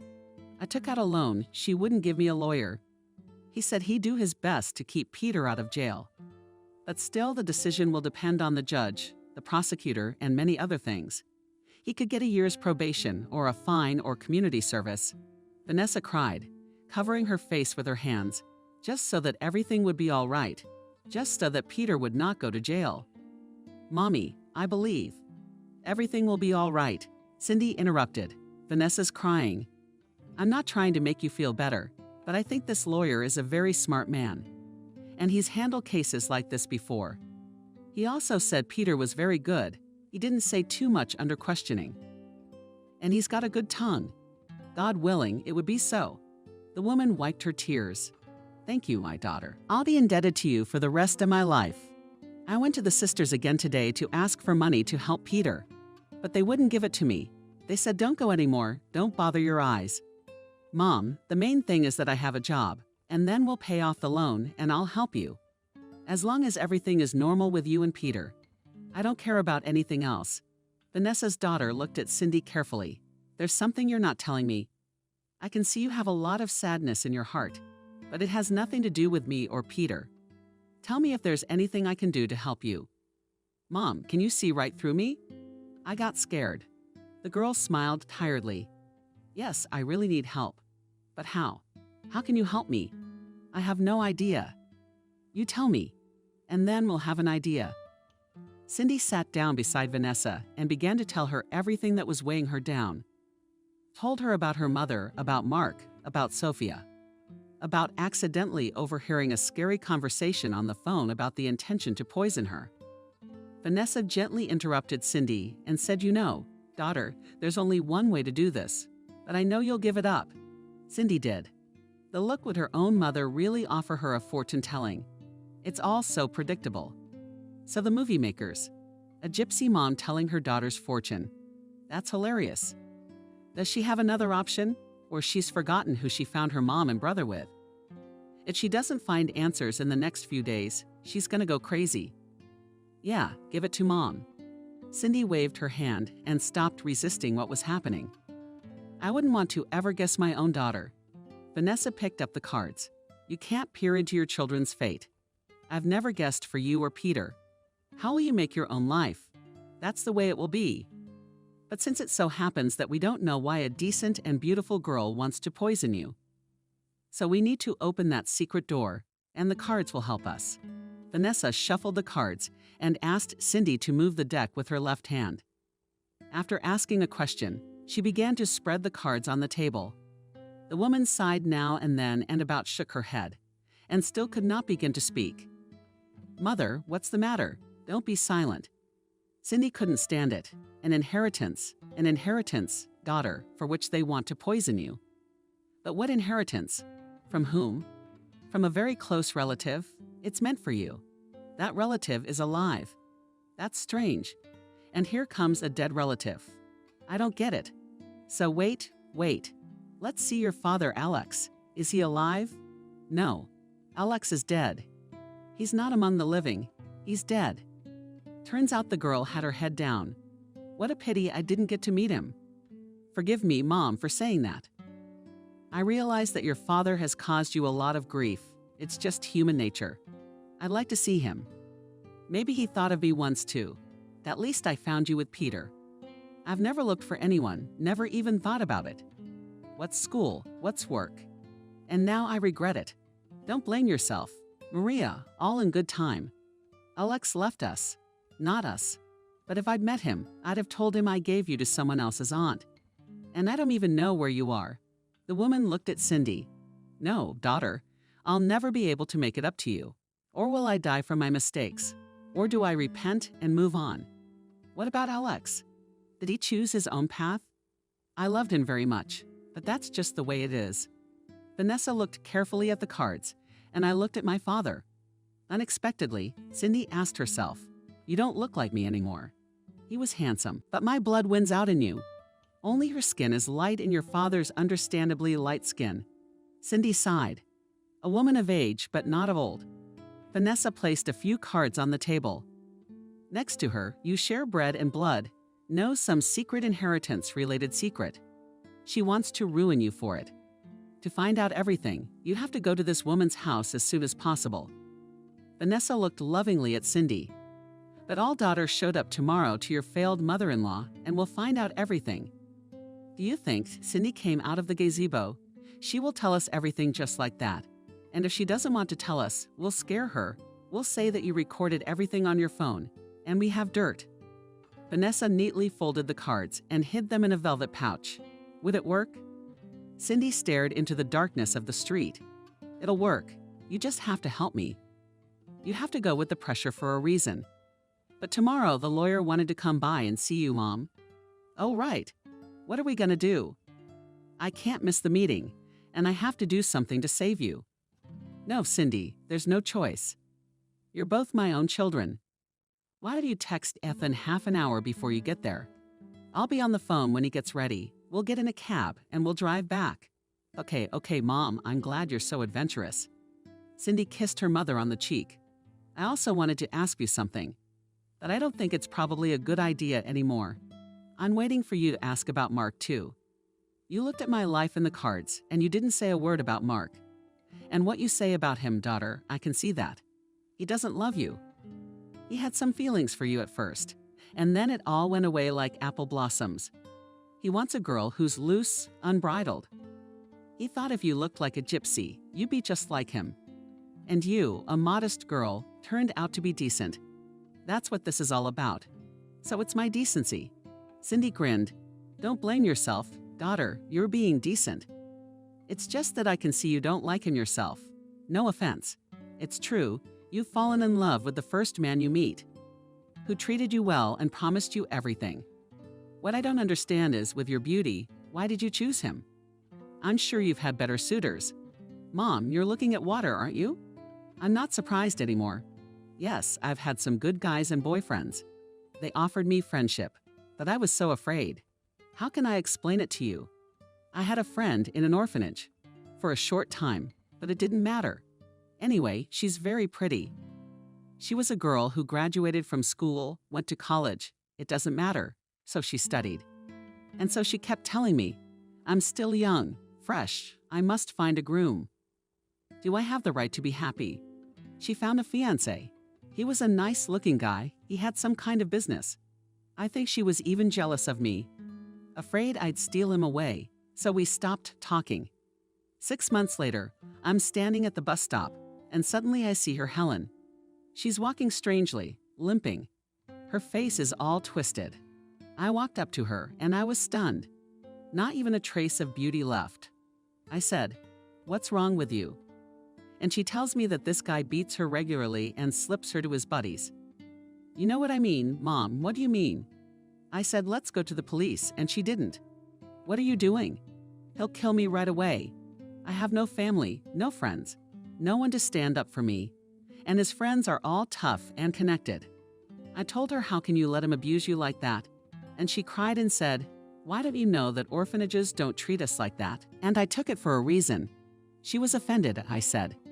Maybe you shouldn't have chased riches and find a normal person to live with. Helen looked at me like that and said, look, don't let all this righteousness get you into trouble.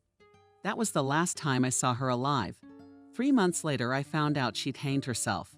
Too bad about the girl. Too bad. Vanessa was sad. To kill herself in her prime. I feel sorry for her too, and ashamed. I am. I didn't do anything to help her. Then don't blame yourself, daughter, for chasing the good life. There's more than one girl like that gone. And about Mark, you don't have to think about it at all. He's no good for you. All right. The morning's the morning. Tomorrow we'll solve everything. Now let's go to bed. I've already put you up.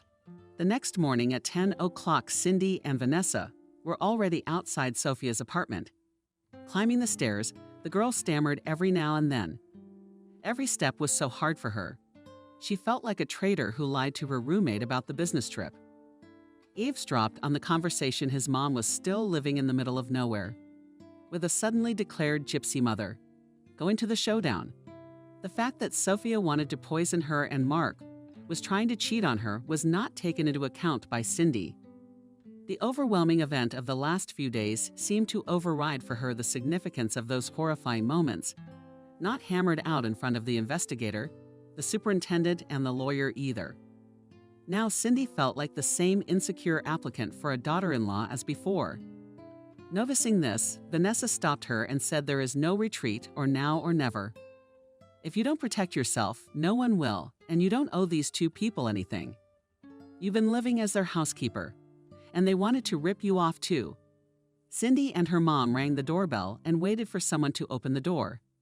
3 minutes later, there was a shriek and the door opened. Oh, Helen, hello. Who are you here to see? Hello, Sophia. I came with my mom. The woman entered the apartment. The mother-in-law's face changed in a second. Well, come in. I really wasn't expecting guests. You should have at least warned me, because besides potatoes and mushrooms, there is nothing to treat you with. Sophia looked haughtily at Cindy and Vanessa. Cindy didn't even have time to think of what to say. Vanessa didn't mind what she said and shouted loudly, Madam, we are not mushrooms. We have come to eat your grass, and we don't need it for nothing. How are you behaving, gypsy? A man in my apartment. The woman's face turned Bagrove red. Spare me from your mother. Cindy, you can see she's insane. I didn't come to meet you. I came to ask why you were going to poison my daughter. Answer me quickly. And if you don't, you know we have a recording of you and your sister talking about how best to do it. Nowadays, modern phones can record sound from a mile away. Sophia didn't look so furious anymore. She stood silently against the wall and held on to the door jamb. Cindy, seeing all this, pulled some papers out of a folder and continued. It is in your interest, Sophia, to tell me what I did to you that you wanted to poison me. If you continue to keep quiet, I will call the police right now and show them this audio tape, where you say you're going to give me special mushrooms. I've already spoken to the investigator of our neighborhood police department. He said I can come in any time and file a report on your intent to harm my health. Sophia literally rolled down the hallway onto a small stool, unable to utter a word. Stop. Don't, Cindy. What's the matter with me? Come in, sit down on the sofa. I'll tell you all about it. Mother and daughter went silently into the hall and sat down on the sofa. The sudden change in the mistress's mood made them feel pity mixed with disgust. Yes, so it's time to begin, Sophia says. Very calm. When Mark was 7 years old, I met your father, Cindy. Alex. We started living together. Everything was fine for the first few years, and then he started to get, how shall I say, unhinged. He'd walk from side to side, or he'd sit in the same pose for hours. I couldn't figure out what was wrong, so I called him in for a serious talk. That's how he told me that when he was young he had met a gypsy woman from our town. They moved to his grandmother's house. You could say they ran away. Then he started to have problems with his work. He started to pine in general. You know the rest. The woman looked at Vanessa with a sidelong glance. He didn't remember the incident for many years. As he said himself, he returned to his parents, worked hard, studied by correspondence. He met me later when we just started living. We didn't think about children. I already had Mark. I kind of and do not need children, but also work with the deputy head of the canteen. 300 people need to feed factory workers. Anyway, I thought our love would survive without a child together. But it turned out to be not so simple. Alex tried like a madman to prove to me that I should give birth to a girl. And I'm not used to being forced. I studied once secretly from him, even had an abortion. He accidentally found out about it and beat me for the first time in our life. After the abortion, or after the beating, I couldn't get pregnant anymore. Sophia cried. I went through all the doctors. They told me that you can't give birth this way and that way. I came home and told Alex everything. I wish I hadn't said anything. He became insane. He could just raise his hand against me at Mark. It wasn't often, but it still happened. Our whole life went down the drain. Then he thought about looking for you, Cindy.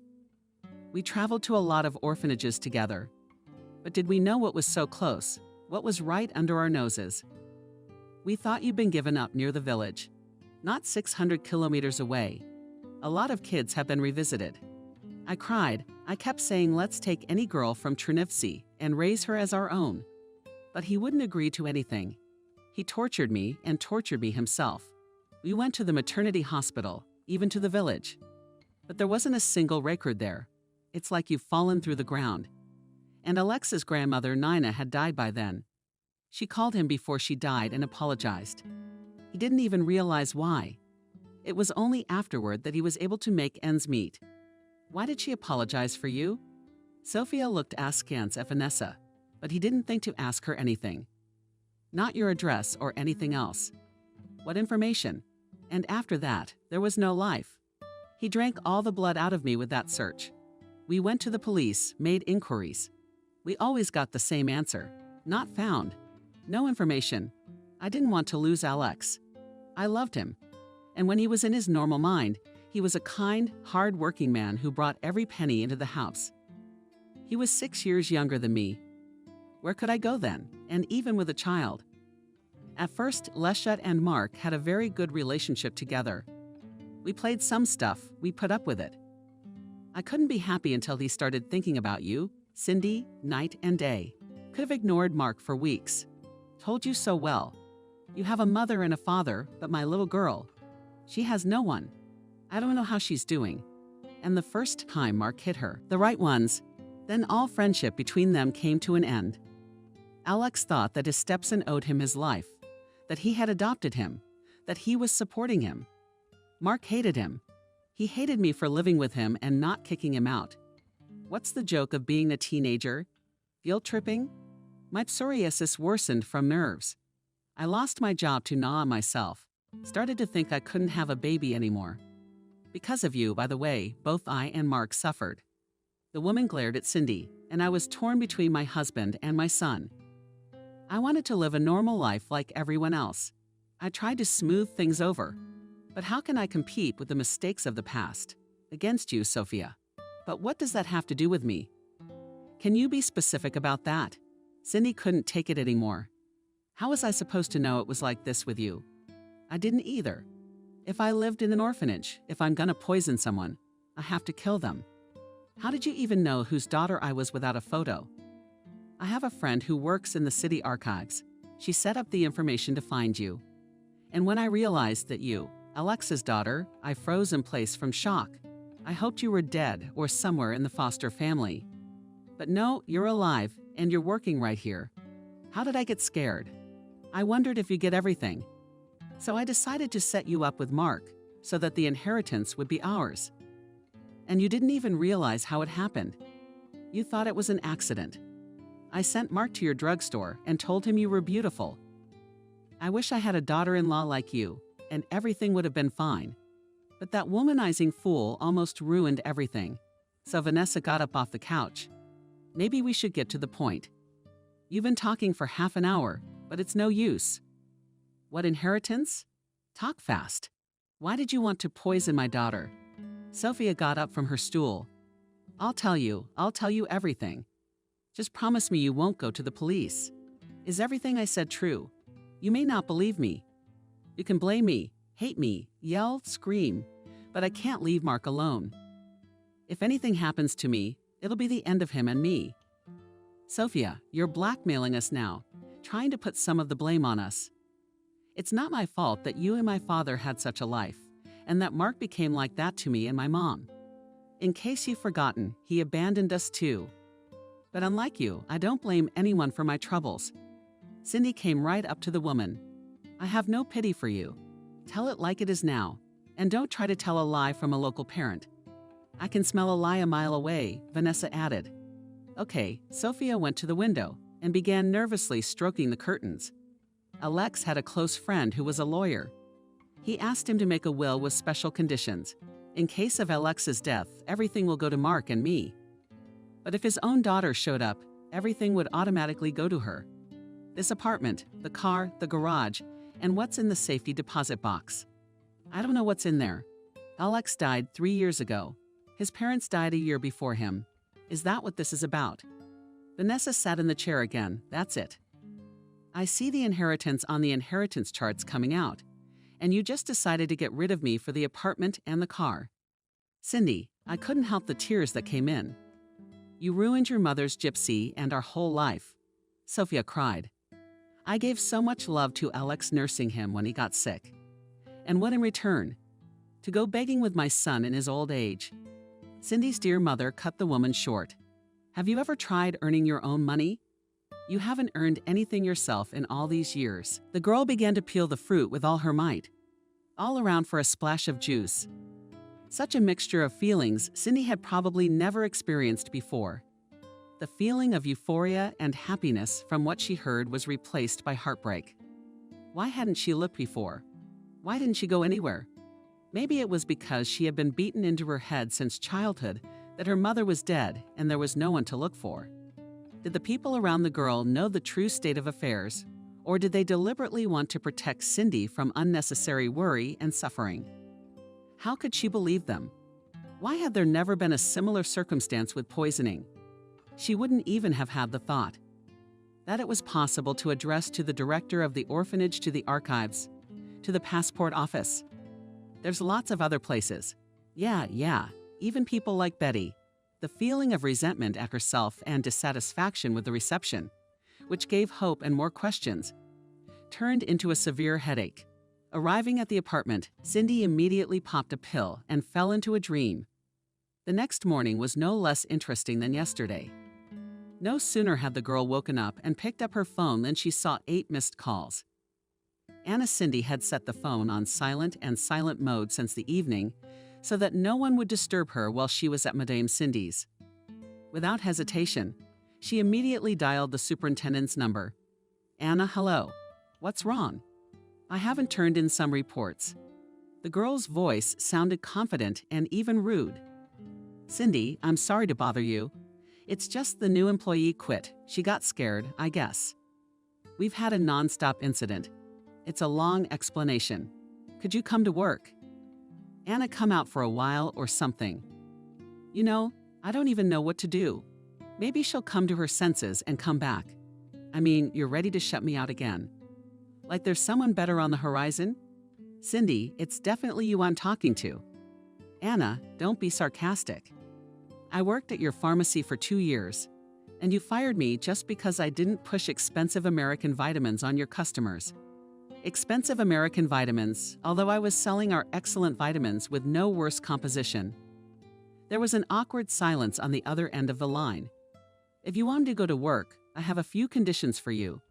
You must let me work in peace and not poke me for every pill not sold. And the second is that I get the same bonus as the other employees. I get the most customers on my shifts. And I'm not just meeting sales targets, I'm meeting them. Cindy, do you understand what you just said? I don't just understand, Anna. I'll tell you more than that. You've been taking advantage of me all this time and acting not like a professional, but like a person who only cares about profit. How many uncertified drugs have passed over your counter? How many people have you forced to offer those drugs to? And if any of them got hurt, Cindy, the voice of the superintendent, a hustler, come to work today. I'll agree to your terms. Take it easy. Everything will be fine. Anna, I've already got some important things planned for today. But tomorrow, I'll be able to go on the second shift. Would you be so kind as to have the paperwork done by the time I get there so I can get to work right away? Okay, Cindy. We'll be waiting for you. Cindy put the cell phone on the nightstand and sat on the bed dumbfounded by her boldness and non-toxicity. So that's how it works, not being nice to everyone all the time. Maybe Betty is right about swinging her kindness at everyone, though I won't jump to conclusions. My restraint has at least saved my life. But being braver is definitely something to be brave about. An hour later, Cindy was at the police station near the pharmacy where she worked. Hello. Cindy walked up to the front desk window and leaned in. I've made a good living. Once upon a time. But I told you I got sick. And with a disease like mine, not many people will hire me. Especially if it's a catering business. Alex knew how dependent we were on him, and still left us penniless. But that's your personal problem. Lady, they don't concern us. Tell me, where is this notary sitting? Vanessa is heading for the door. You'll get everything, Cindy, even without a trial. You just have to show proof of parentage. Sophia, Mark knows about all this. No, he doesn't, so he won't understand why I made him marry you. He would have broken up with you a long time ago. I've been holding him back. I thought I could settle the matter with a little blood. But he's completely out of hand. Oh, that's it. And I thought you were with him. The girl was breathing hard. I thought he was treating me like that because he wanted to get rid of me too. But it turns out he just doesn't like me. It's easier than I thought. Daughter, let's go. There's nothing to do here. Yes, Mom, let's go. Cindy followed Vanessa, but stopped by Mark's mother. I'm not excusing my father, but I believe he had his reasons to do this to you. Of course, I'll do all the tests I need to and take whatever I'm legally owed. And thank you so much for doing this for me, by the way. Talking on the phone about the poisoning. For raising a son who is incapable of love. For telling the truth.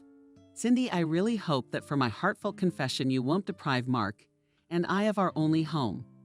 I really hope, Sophia, that you didn't poison my father with mushrooms when you heard those special terms of the will. And as scary as it sounds, no one has canceled the exhumation of the body. Cindy and Vanessa walked out of the apartment and slammed the door shut.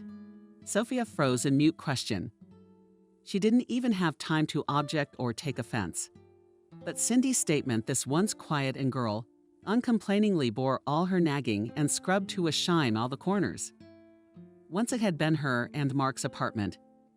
Now the woman was dumbfounded at how confident Cindy had become in the past 2 weeks.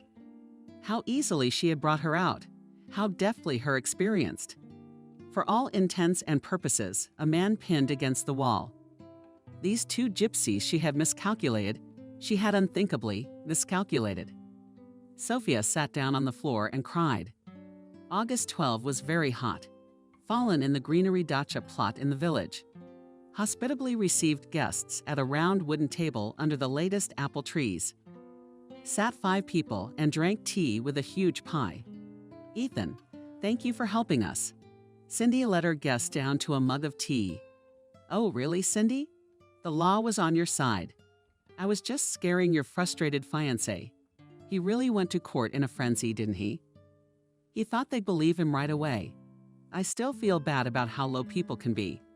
Accusing me and my mom of attacking Sophia. That I met Mark on purpose to steal my inheritance from them. No, they probably wouldn't even make a movie like that. No, sis, they won't. Peter took a bite out of the apple. If it wasn't for Ethan, it'd be over. I'd be sunning myself on a bunk somewhere right now. Don't say that. Vanessa intervened. What are you talking about? And in general, you need to think about what to do now. He's been sunbathing in the country for 3 months. Peter, he's planted a lot of beds. We'll eat vegetables all winter without looking in the stores. Cindy stood up for her brother. Oh, my daughter, I'm just embarrassed in front of our defense counsel. That's how they fought for Peter in court. I didn't even think anyone would stand up for my son. Who are we? Gypsies with no ancestry? Vanessa, I didn't do it for free, first of all. And secondly, I was so struck by your story that I couldn't do otherwise. The lawyer looked at the girl. By the way, Cindy, were you dating that Betty woman? Yes, I did. She's very happy for me and tried to tell me something else. She says nice, but I stopped her. I never want to know what the future holds for me again. So Cindy Maria's coworker put her cell phone on the table and got ready to talk. Let's be honest. If you, Cindy, hadn't accidentally settled in with me and picked up that African, who knows how things would have gone? Yeah, if I hadn't agreed to fill in for you then, how things would have been. The girl laughed and stroked. A little rounded belly Maria. And in general, girls, Vanessa began quietly. There are a lot of these ifs in life. But someone was let down by greed and thirst for profit. We gypsies are often accused of that, for example. But you can't put everyone in the same category. After that incident with you, Cindy, the woman lowered her eyes. I tried to live honestly, so my prayers were answered. Let's not talk about sad things. Cindy, why don't you tell us about yours? Or something funny? You've got tons of stories. Pash, the last thing I want to talk about is work. Too many events fell to the share of an ordinary pharmacist of the pharmacy panacea. Cindy has a better smile. I'll tell you what the letter I found in the safety deposit box says. It's a letter from your father, Alex. Peter asked timidly. Yes, from my father. I won't start from the beginning. It's very personal at the beginning, and only a few lines from the middle. Cindy took out a large folded piece of paper from her bag, which was lying beside the chair. I hope you have chosen a serious profession, daughter. Maybe it's a doctor, maybe it's a teacher. Maybe you chose a profession like my mom as a pharmacist. But just know that whatever you do, I'm sure you'll succeed. There are many professions in the world. Just pick something you like. The girl is silent. Wow, Maria got up from her chair. So your father suggested that you might be a pharmacist. That's quite a coincidence. Yes, I'm shocked at the coincidence myself. Cindy put the letter back in her bag. So my daddy dreamed of me being a pilot, and I became a lawyer. What am I supposed to do now? Retrain myself. Ethan humorously sank in. No, you don't have to retrain. Vanessa patted the table with his palm. Do you have to get married? Everyone laughed. I'm all for it. The lawyer looked fondly at Cindy. I've chosen a case to my liking, and I want to choose the other half to my liking too. Oh, you've embarrassed me. Cindy waved, and black curls themselves in the rapids of the apples will throw down. Come on, eat faster than the fields. We'll eat any of your pies. It's so good. Even Mom doesn't cook. Peter winked at his mother and took an appetizing bite of apple pie. I'm glad, my family. Cindy looked at her family and smiled. Finally, my pies are starting to taste good.